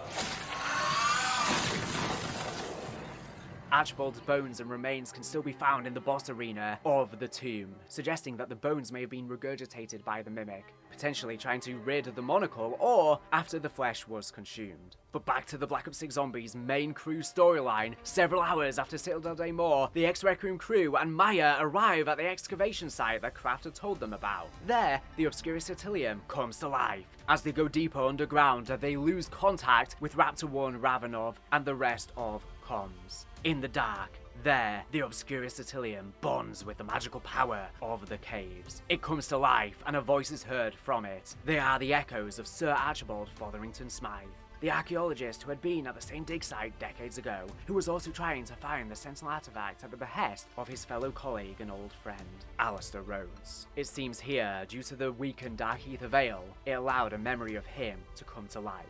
Through Sir Archibald's hints, the ex-Requiem crew navigate their way through inside the cavernous spaces of the surrounding area, opening gates that lead to shrines of Roman architecture, paintings and ominous ossuaries. They reach an area within a subterranean temple and find an altar with Ethereum on it. They place the Obscurus Attilium on it and a gateway is opened, which leads to the Dark Aether Nexus, the beating heart of the realm itself. There, a ritual shrine sits at its center, and in the distance, the central artifact lies in wait in an area that is inaccessible, until a path is constructed. To get to the artifact, the crew follow Archibald's hints and manage to build the Ice Staff, a relic from a different time. After upgrading the Ice Staff, the crew complete small trials around the dig site. After 4 trials have been completed, the crew return to the Dark Aether Nexus and interact with a pillar that sits on its way to the artifact. These actions prompt a bridge to manifest itself as a path to the central artifact, which stands in the middle of a makeshift arena. They attempt to grab it, but suddenly a trial commences and the crew need to survive said trial. The crew manage to overcome the odds and survive the trial. And moments thereafter, they place the Obscurus Attilium next to the central artifact and merge with the Obscurus Attilium, which absorbs it. Having seen this fusion, Weaver grabs the central artifact, and the crew, with the fabled artifacts now in their possession, are extracted shortly after by Raptor 1.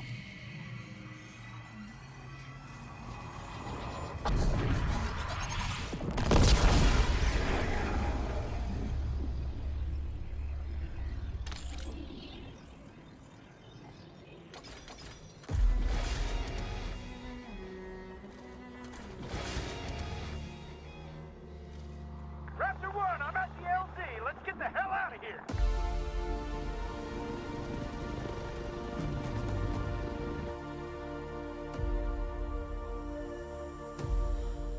There is more to be done now that you've secured the Sentinel artifact. Bring it directly to me. I have gathered every available file on the history and previous uses of this ancient device. It appears several times in the historical record.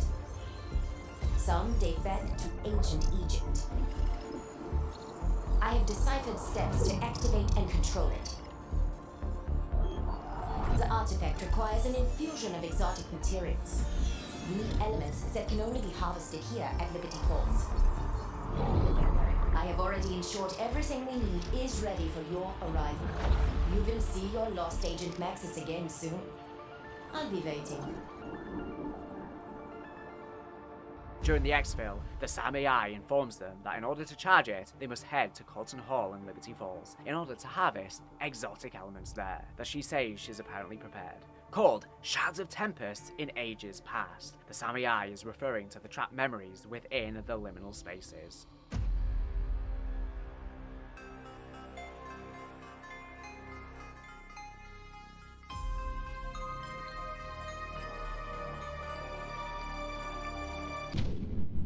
Arriving at Colton Hall, with the central artifact in hand, the Terminus crew explore the storied mansion, trying to search for a means to access the liminal spaces. While the ending of Terminus revealed Richtofen's pursuit of the central artifact, it was not until an audio log found in Colton Hall that we hear the depths of his desperation and the emotional toll of his failed attempts to resurrect his son, Samuel. I'll play now. Edward Richtofen, Project Janus, Cloning Clinical Study Report.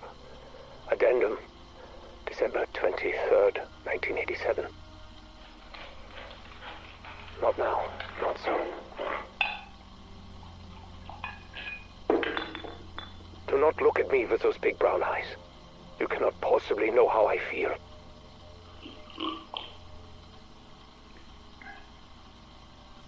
Do you feel like a failure?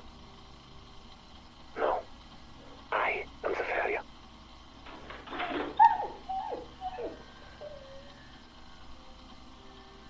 When my son died, I was not there. I did not see the body. When Modi told me the new clone experiment had been successful, I was eager to see him for myself. That was foolish of me.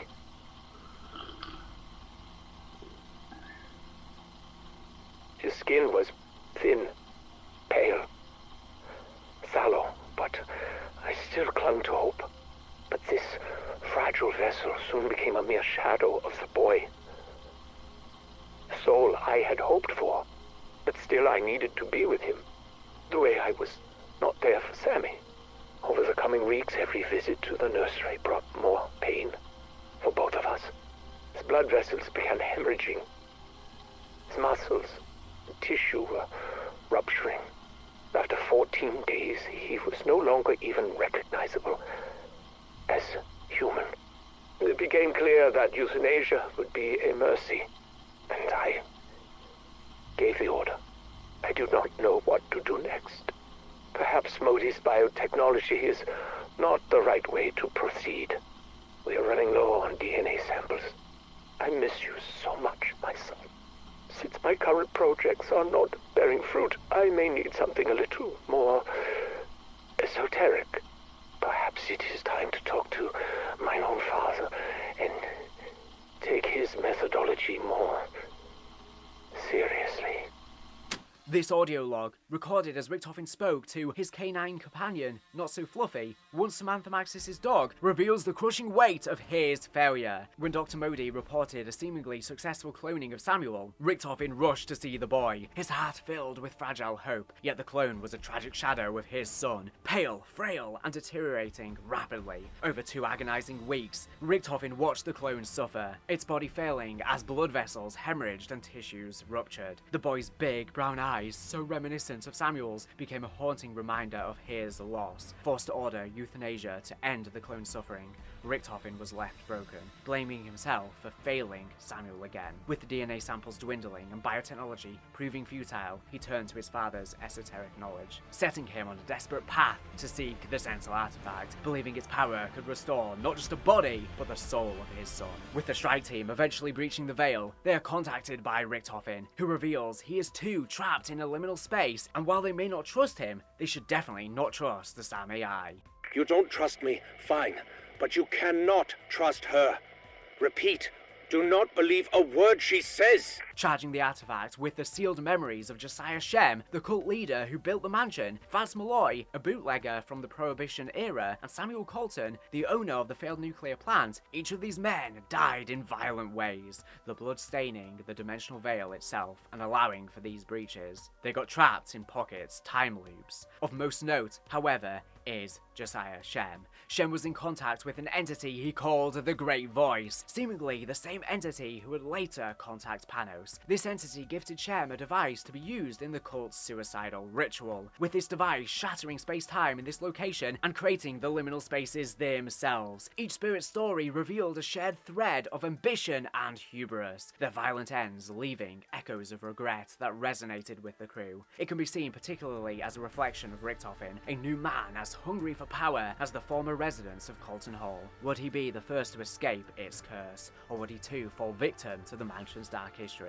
After fixing a faulty elevator within, only for it to egregiously collapse and fall to the bottom floor, they then rappel down the elevator's cable lines and finally meet the SAM AI face to face. From previous insight provided to them by Sam, the crew needed to obtain prima materia in order to activate the Sentinel artifact. And according to intel spread around the mansion, prima materia could only be obtained by absorbing the energy of 3 of the previous occupants of the mansion. That's Malloy, Josiah Shem, and Sam Colton, whose portraits had been on display around the walls of the mansion and whose spirits had been stuck within liminal spaces, which were inaccessible. As the crew explored the confines of the mansion, they soon discovered a Regal Mark II locked inside an armory glass cabinet, and promptly unlock it after undergoing several puzzles. With the Mark II now in their possession, they also discovered that it was possible to have it upgraded into 3 different variants, which would allow them to power a wall portrait and let them walk into the liminal space. After walking into said liminal spaces, the crew would then complete several trials tied to the spirit's lifestyles, which would at the end summon an elite enemy version of the spirit, which they would have to defeat, leading to them harnessing prima materia into the Sentinel artifact. After the first piece of prima materia had been extracted by the crew, they received a radio call from Eddie Richtofen, who had been missing by that point for 10 days. Hello. Not sure if you can hear me, but I know Sam can't listen in. He warned them to not listen to the SAM AI, as she might have had ulterior motives for the Sentinel artifact, but the crew dismissed his warnings and proceeded onwards. Nonetheless, Richtofen still urged them to avoid giving the SAM AI the powered artifact when they harnessed the prima materia from the 2nd and 3rd liminal space, but to no avail, and to much of his disappointment. You didn't tell Sam I contacted you. That was wise. Wiser still if you stopped doing her monkey work. Despite my warnings, you have empowered the artifact. Now, you are all in grave danger. But it is not too late. I beg you, think twice before giving it to You're not the boss of me. That ship sank years ago. You did it! The Sentinel artifact is loaded with prima materia. Bring it to the mainframe chamber, quickly! Maxis's return is at hand! After the final prima materia had been extracted, the Samurai joyously expressed her gratitude to the crew, and then urged them to go deliver the artifact to her. Thank you for delivering the artifact. I knew you were the perfect allies when I picked you. All is ready. Give it to me. There's no time to waste. Once they did, the Samurai ominously revealed that she had in fact had a different purpose in mind for the Sentinel artifact, justifying it by blaming her actions on Richtofen. Not wanting to harm them, she teleported the Ex-Requiem team to a liminal space so that they wouldn't interfere with her plan. Thank you, my friends. This means so much to me. Therefore, it is awkward that you will not see the conclusion of my mission. I regret I could not tell you the whole truth. Please understand, humans, well, a human, has not been kind to me. But I wish you no harm. So I am sending you somewhere safe, where you cannot interfere with what comes next.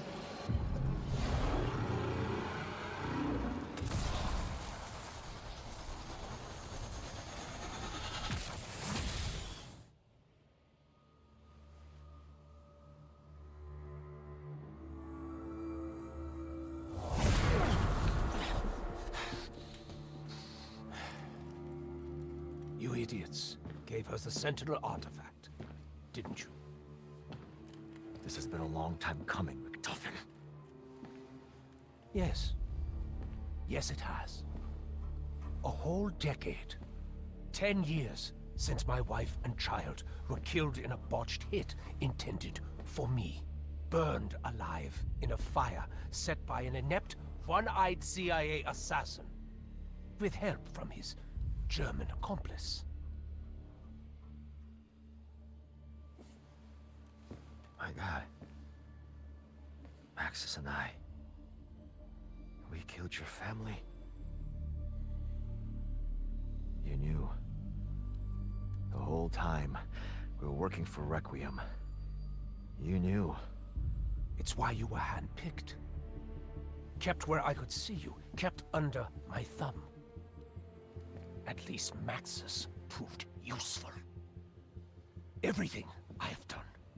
Requiem, Project Janus, Sam, all of it, just to fix your murderous fuck-up and bring Mary and Samuel back from the dead.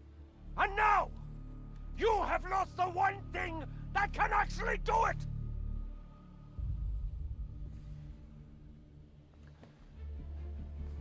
With this device, Josiah Shem accidentally shattered space-time.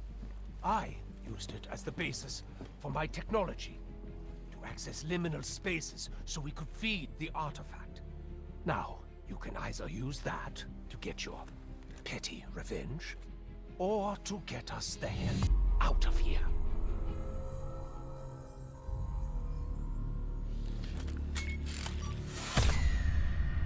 In that same liminal space was also Richtofen, who was visibly unimpressed with the sight of the crew. Now finally face to face, Weaver pointed his Raygun Mark II at Richtofen and prepared to exact his revenge on him, only for Richtofen to have dismissed his threat and revealed to Weaver that he and Samantha Maxis had killed his family in 1981 in a botched CIA hit intended for him. Shocked at this revelation, Weaver then slowly realized that Richtofen knew about this revelation during the entire time he was working for Requiem, as he was personally chosen to be kept under Richtofen's thumb. The truth cut through Weaver like a blade, unraveling years of guilt and anger and confusion, replacing them with a hollow ache of responsibility. As he grappled with the realization that his most regretted actions had destroyed the very family Richtofen was now fighting to restore, and led to all of the crew's imprisonment, for which he felt further guilty of. Richtofen further explains that everything he had done for the last 10 years, Requiem, Project Janus, the Samurai, were all attempts at bringing back his dead dead wife and child, with the Sentinel artifact being the last hope he had in actually succeeding. With the revelation out of the way, Richtofen offered a way to escape from the room they were trapped in by having explained that a device he had been holding was used as the basis for his technology to access the liminal spaces needed to feed the artifact. He then offered Weaver a choice, to shoot him and enact his revenge, or to shoot the device and leave the liminal space. Weaver decides to not go for revenge and instead shoots the device. The crew and Richtofen are then teleported to the grand foyer area of the mansion. There they fended off some of the zombies who had still been lurking the premises, but soon enough they discovered they had summoned a huge threat. The residual temporal energy that came with their teleportation revived the skeleton of an exhibited T-Rex, now a Z-Rex, and was now chasing them. That thing can't be a part of your plan!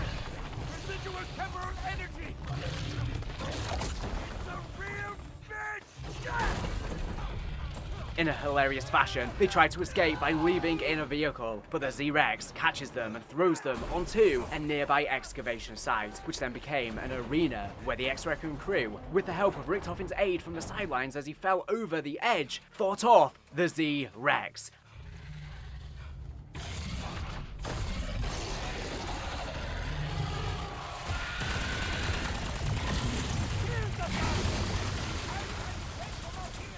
After defeating the Z-Rex, the crew helps Richtofen up from the crevice and discuss their current objectives. Richtofen claimed that he knew what the Samiai's real intentions were with the Sentinel artifact, to create and inhabit Samantha Maxis's body, which would grant the Samiai full control of the Dark Aether. Unimaginable power.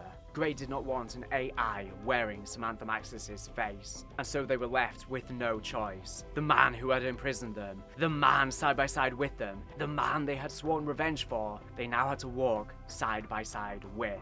As they learn that the ether reactors at the Janus Towers are approaching a meltdown, and Richtofen convinces the distrustful X-Requiem crew to follow him to stop the Sam AI. They walk together into the explosions to take on the biggest challenge yet, Richtofen assuring them that he always has a plan.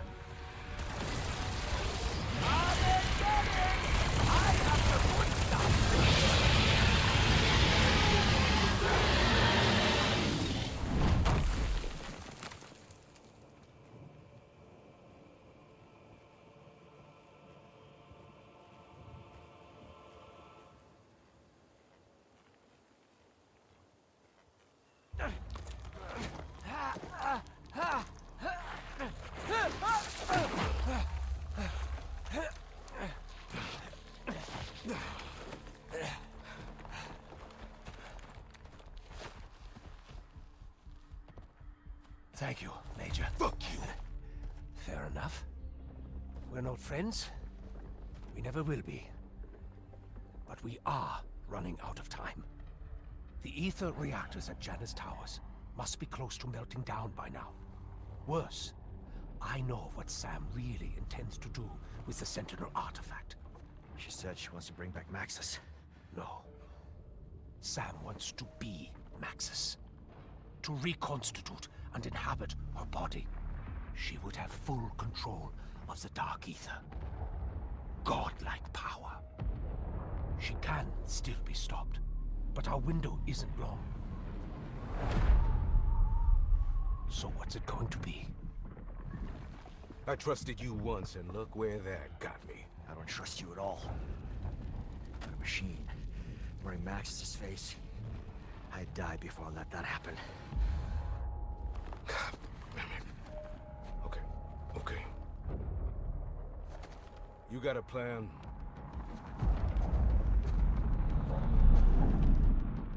Always.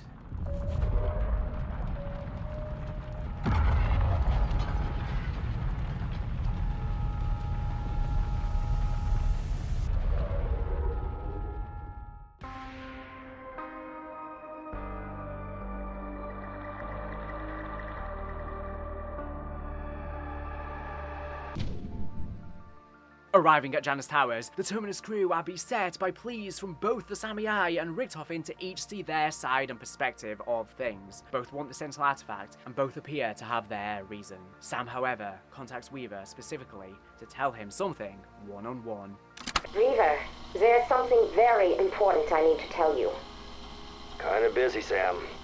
Just listen. It's about the man who recruited Edward Richtofen into the CIA. A man named Kruger. They first met in Vietnam, when Eddie was a fighter pilot. And? Kruger saw something in him, and put him to work in the Directorate of Operations. Kruger's secretary, Mary, would eventually become Eddie's wife. She noticed things about Kruger. Troubling things. He was secretly funneling weaponry to the French syndicate in Avalon, pocketing the funds and covering up their human trafficking operations. She gathered evidence against Kruger, but kept Eddie out of the loop for his own good. What's this got to do with me? Mary sought whistleblower protections. Kruger learned that Maxis was the case officer assigned to secure her and young Samuel at a safe house. Holy shit. Do you mean? Yes. Kruger silenced Mary by arranging the hit you carried out. He lied to you about the target. It was not your fault. You and Nexus were set up, and Kruger made sure his friend, Eddie, blamed you. This whole time, all the shit Richtofen put us and himself through over a fucking lie. I just thought you should know, regardless of whom you decide to help today. Weaver's voice trembled with a mix of rage and despair as he processes Sam's words. The revelation that his life's defining mistake was orchestrated by a man he never knew, tearing open old wounds and igniting a desperate need to make things right, no matter the cost. Overwhelmed by his guilt, Weaver sides with Richtofen. Alongside him, feeling disgust at the idea of a robot puppeteering Samantha Maxis' body, Grey joins him on Richtofen's side. Grey's decision was fueled by a visceral anger, her love for Maxis making the thought of her body being used as a vessel for the Samurai an unbearable violation, a betrayal of the connection they had fought so hard to preserve as the world fell apart around them. Having no preference towards the Samurai, but hating Richtofen for his role in her brother's death, Maya sides with Sam. Her choice was driven by a burning need for justice, the memory of Nathan's twisted form haunting her every step, pushing her to align with anyone or anything who could bring Richtofen to his knees, and her thinking that maybe the Samurai has a point, and she deserves a life of her own. Kava, seemingly seeing the potential for change in the Samurai suddenly, and unable to forgive Richtofen for their treatment on Terminus Island, also sides with her. Kava's decision stemmed from a quiet resolve, his time in captivity having hardened his distrust of Richtofen, whom he saw as a manipulator whose ambition endangered them all. And whilst he had his prized suspicions of the Samurai, he ultimately no longer thought she was pure evil. As the team progressed through Tower 1 and 2, they prevent the reactors from melting down and secure a vial of Mary and Samuel's DNA, the last preserved DNA left of them. Through intel, we hear that Richtofen is making constant copies of the clones, and when they quickly begin to fail, he has them euthanized and harvest the organs. It seems exceptionally cruel. But if he could theoretically continue to create clones infinitely as long as he harvested DNA, and seemingly got to the point the suffering it caused them no longer bothered him, he deemed it necessary to continue to perfect cloning technology and eventually get there. This is Max Caldwell, Maintenance Director, Project Janus. I don't know what I'm gonna do with these recordings yet. I just know I have to make some kind of record. I need whoever hears this to understand what's really going on here. Director Richtofen is attempting to... I can't believe I'm gonna say this. He's attempting to rebuild his deceased family. He's shipping in clones. I've seen him, watched him, struggle to exist. I've seen a few of the boy. I saw one that was supposed to be the wife, I guess, but it's like they're puppets with missing strings. Cold and pale. They struggle just to walk or even look him in the eye. I mean, at first, he acts like they're real. He cares for him, but when they don't improve, he leaves him with the doctors. Tells him to harvest organs and samples. He says everything holds up better when they're not put under. So they're awake. For the whole damn thing.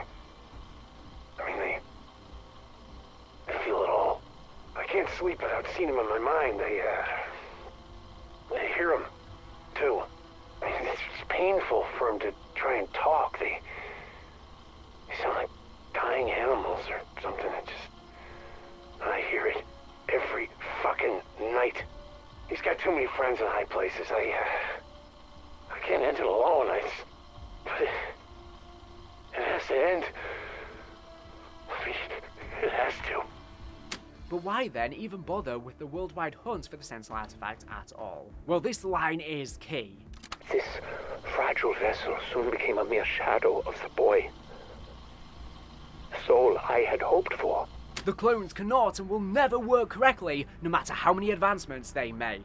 Why? They are soulless. Even if he perfectly recreates their bodies, it would not be them. We talked before about how cloning someone perfectly, down to the atom, still isn't enough. You'd only get their shell, unless you could restore the memories and experiences that are their soul. All the desperate cloning, the organ harvesting, the cruelty, it's not just for the sake of perfecting a body. The Sentinel artifact still needs DNA to build a vessel, but a vessel alone can't bring someone back. That's why the clones will never be right, no matter how advanced the process gets. They have no soul. That's where the artifact's power and its hunger for echoes comes in. Just like Archibald's echo in the tomb was pulled forward from history, the artifact could do the same for Richtofen's family, drawing their essence, their memories into the bodies it builds. The DNA gives them form, but the memories give them life. Without both, they are just empty copies. So, he needs to preserve their DNA with the cloning, but then acquire the artifact to restore their souls as well. Back to the team's venture. Inside the Mutant Research Lab, Requiem discover Panos' research for a new type of biological and ethereal weapon. While in there, Grey finds that each of the Requiem heads, along with Samantha's DNA, have all been collected. Seeing the last remnants of the person she loved being stored as an object of study, her rage is uncontrollable. Her screams echoed through the lab, a raw outpouring of grief and betrayal, as the sight of Maxis' DNA reduced to a cold scientific specimen shattered what little hope she had clung to for a future with her. She felt helpless for simply standing by as all of this happened to Maxis, wishing she could be the person she was now, back then, and stand up for Maxis. At the time, we don't know what she chooses to do with these DNA samples. However, given events we know surrounding Ava Jansen's birth in Modern Warfare Zombies, it seems like it will be relevant in the future. I'll play the tragic intel now.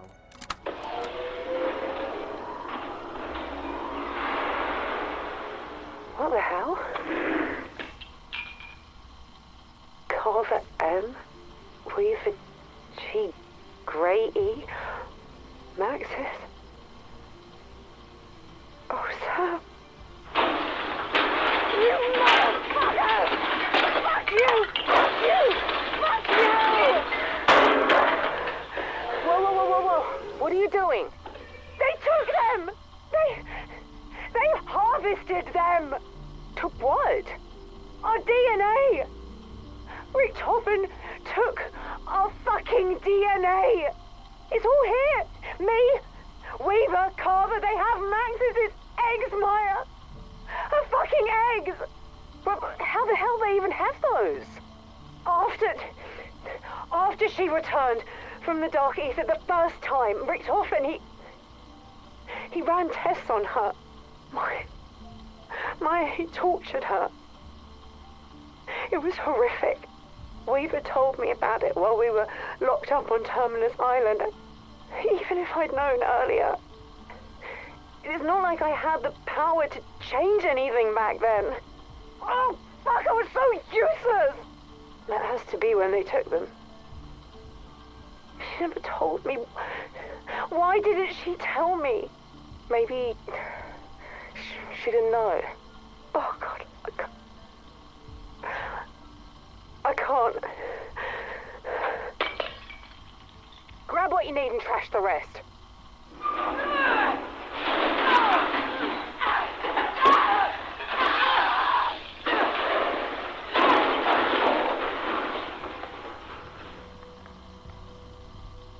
What now? Now, I am gonna make myself useful. In the lab, they're contacted by Panos, who is within the towers, alongside Blanchard, who is also there. Both men beg the crew to help them kill the other or neither. Okay, team. Time to catch the bad guy. Panels can do the most damage in quantum computing, so I'm betting that's where he is. This may be our only shot. Make it count. Blanchard is a narrow-minded fool. Don't let his need for vengeance stand between you and real power. First though, the Terminus crew needs to find a way to give the weapon life. In order to do this, they locate the Forsaken's containment sphere atop one of the towers. They learn that the Forsaken has become a shell of his former powerful self. No longer a god, he is weak and has gone a little crazy, even wanting to become a furry. His imprisonment has been traumatizing for him, and really, part of him just wants it all to end. They no longer fear my name. I have become worthless. Have I not answered all your questions? Free me. I am an unwatered houseplant that lacks the capacity to die.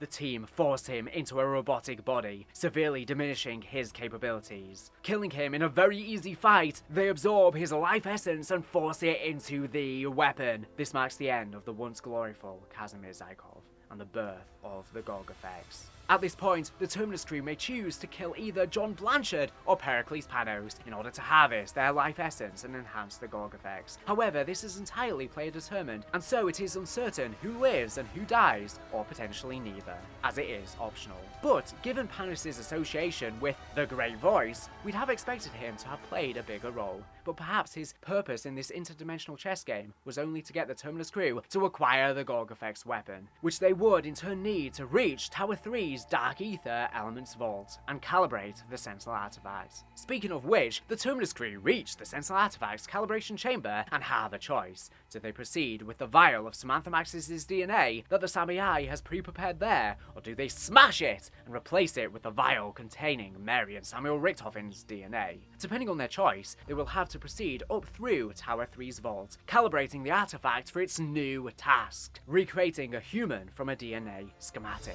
Reaching the summit, they will either fight Richthofen amped up in an Uber Klaus mech suit if they have sided with the Samurai, or fight Sam herself if they have sided with Richthofen. Depending on their choice, Mary and Samuel will be brought back, or the Samurai's consciousness will be transferred into a new Samantha Maxis body. Choosing to align with Richthofen ignites Sam's fury, leading her to berate the crew and declare her intent to claim the Sentinel artifact after their demise. After everything I did for you, all that I have shared, you turned your backs on me. No more games. The intense showdown occurs at Tower 3's rooftop, where the Samurai unleashes powerful laser attacks and summons devastating airstrikes, forcing the crew into a desperate, synchronized fight for survival. Once the Samurai is vanquished, the artifact activates, whisking the Terminus crew away in a flash. Richthofen beholds a dazzling burn from a swirling galactic nebula above the artifact, which coalesces into Mary and Samuel's forms. Overcome with raw emotion, he abandons his Wunderwaffe DG2 and rushes to them, his embrace filled with tears of relief and long-suppressed grief. A quiet smile breaking through as he finally holds his family again. But will they like the man he's become, and the horrific nature of why they are even alive again? It did not have to end this way.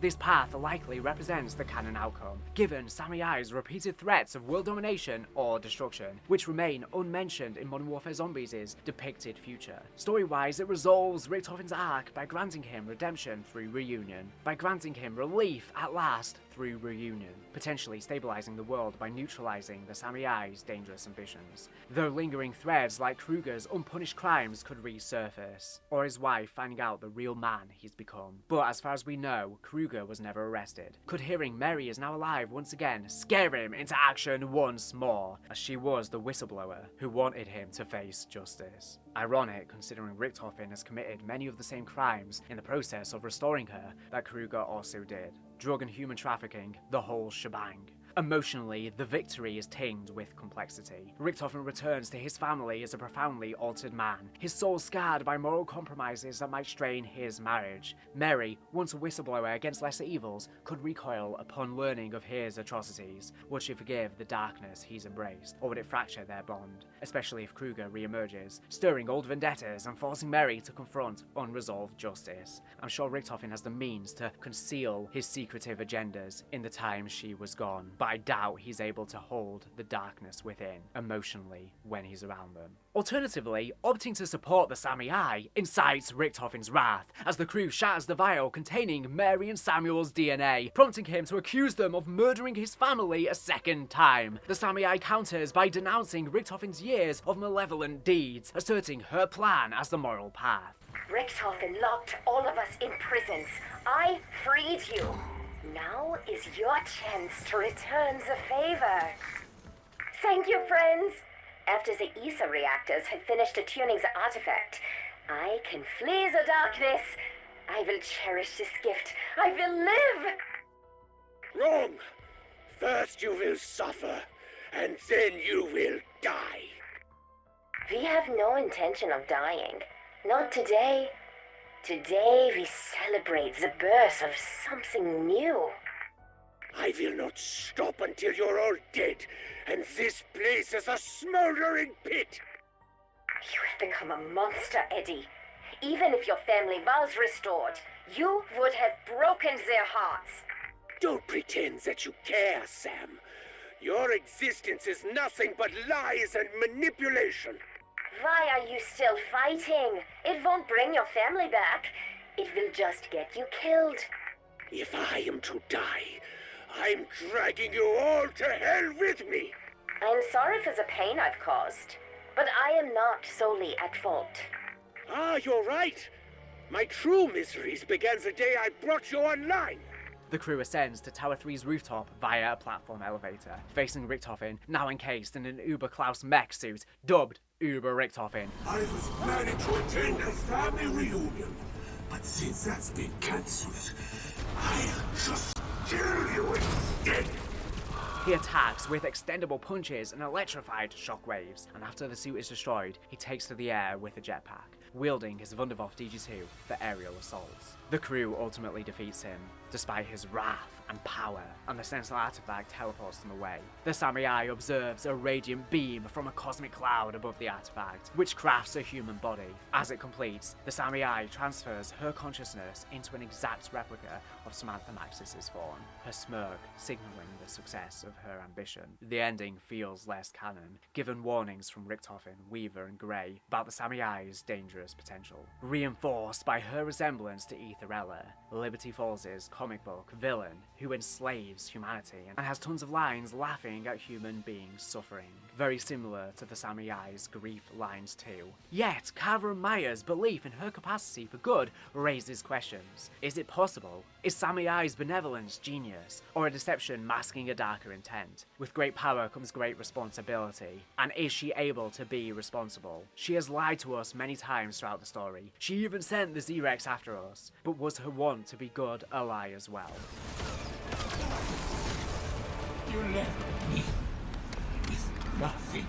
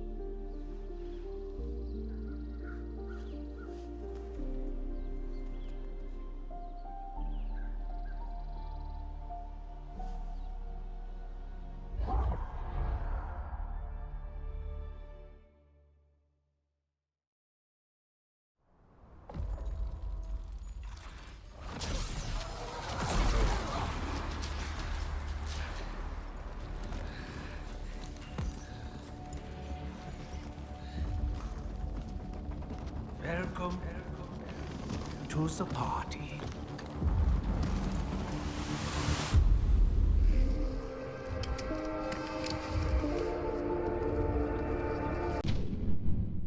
Regardless of the outcome, however, Weaver, Strauss, Gray and Maya are transported by the artifact into the Dark Aether, where they come face to face with versions of Richtofen, Dempsey, Takeo and Nikolai, along with a mysterious new character, possibly the voice who spoke to Panos and Shem, the great voice from beyond, potentially the Warden, based on rumoured story elements and differences in appearances between the end cutscene and the actual gameplay. It seems likely that this Warden steals the essence of Dempsey, Nikolai, Takeo and Richtofen in order to try and accomplish some grand goal, potentially the reforming of the multiverse. For now, that is where we leave off, as we await what happens next in the heart of the Dark Aether, where the Terminus crew and the new Dark Aether version of the original characters have to fight side by side against the Great Voice / Warden, to stop the multiverse from being restored and to stop the essence of the original characters being harvested. We don't get much more information on this new character yet, but we do get some backstory on our original characters. Each is seemingly from a different universe and point in time, ripped into the Dark Aether and now forced to work together. We don't know exactly how long they've been together before they arrived from their alternative dimensions, but considering they are already a group and their timelines were all likely thrown into the Dark Aether at the same time during the end of Tag Der Toten, it's likely they've been working as a team for some time. So who are our new original crew? Tank Dempsey, this time around, is a US Marine ripped directly from the battlefields of Vietnam in 1968. He's described as witty and sarcastic, and likely is shaped by his experiences in the jungle. We also read from the blog he is untrusting of his new companions and somewhat of a wild card. Takeo was pulled from 1591 feudal Japan. The COD blog describes him as a disgraced Ronin who wanders feudal Japan without masters of honor. This is because a Ronin is already a samurai with no master. More specifically, a disgraced Ronin is a samurai in feudal Japan who has lost their master, either through the master's death or their own failure, and has fallen into dishonor due to their actions. Unlike a typical Ronin, who might still seek redemption or a new lord, a disgraced Ronin is shunned by society, often living as an outcast, mercenary or wanderer,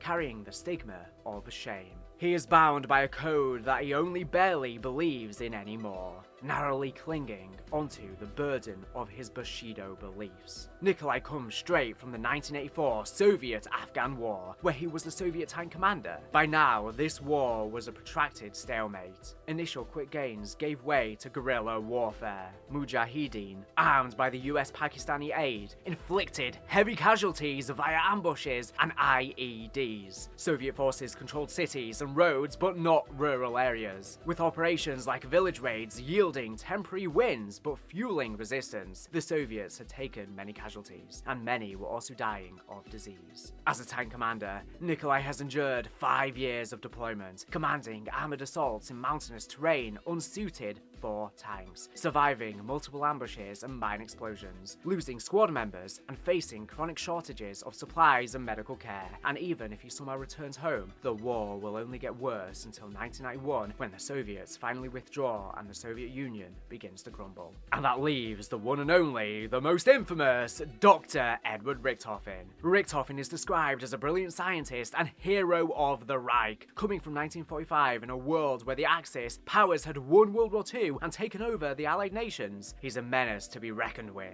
This descriptor, Hero of the Reich, implies Richtofen had a heavy hand in this victory, and his Group 935 iconography on his coat seems to suggest the way the Axis won this war was with the superior technology of Group 935. The blog mentions he is an innate sadist, and his ego is considerable in size, but he is charming, quick-witted, and promises that soon reality itself will obey his designs.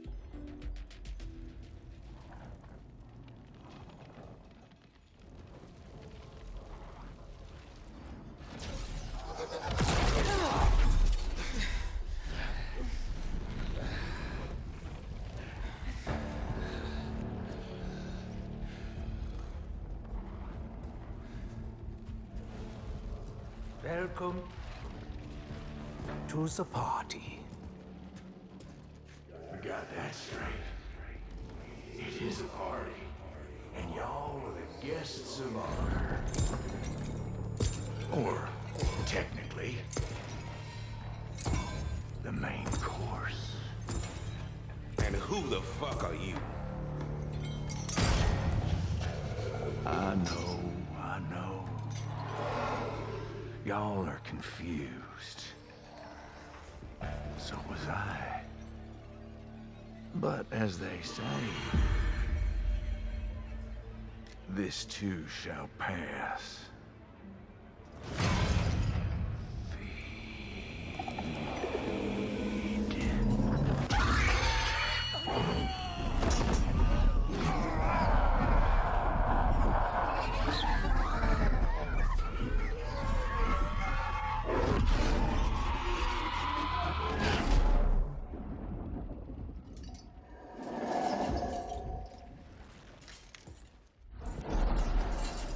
See y'all real soon. In the meantime, why don't y'all get to know some of the natives?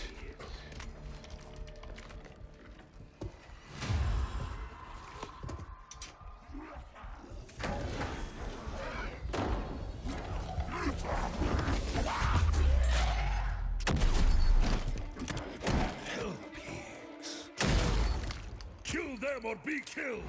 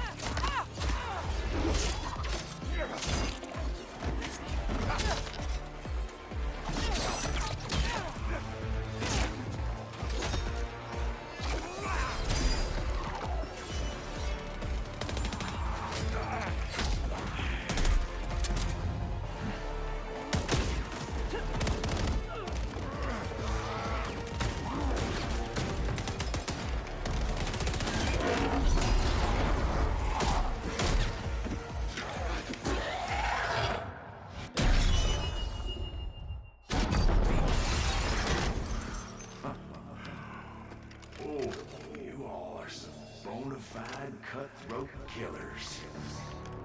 This is gonna be fun.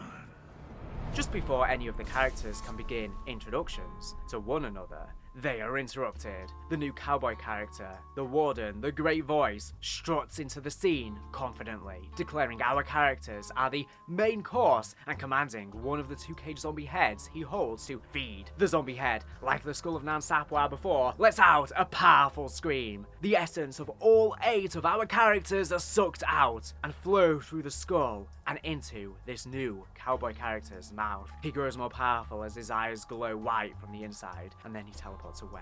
This leaves our characters forced to hastily work together and escape the Janus Tower's lobby as they step outside into their next adventure.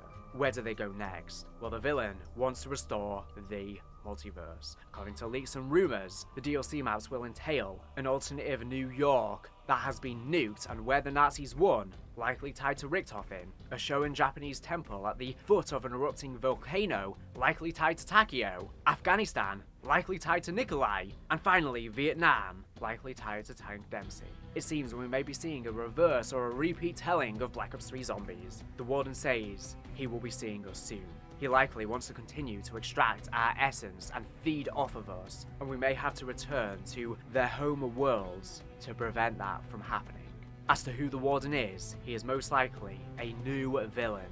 As his dialogue suggests, he too suffered the same fate of being catapulted into the Dark Aether like the original cast and the Terminus crew, and that initially he was confused, but he grew to understand, and now he himself has become a powerful threat to the realm, and wants to harvest the Dark Aether essence and restore the multiverse for power and potentially some other unknown cause, maybe working at the behest of some other more dangerous entity. But that is all we know for now.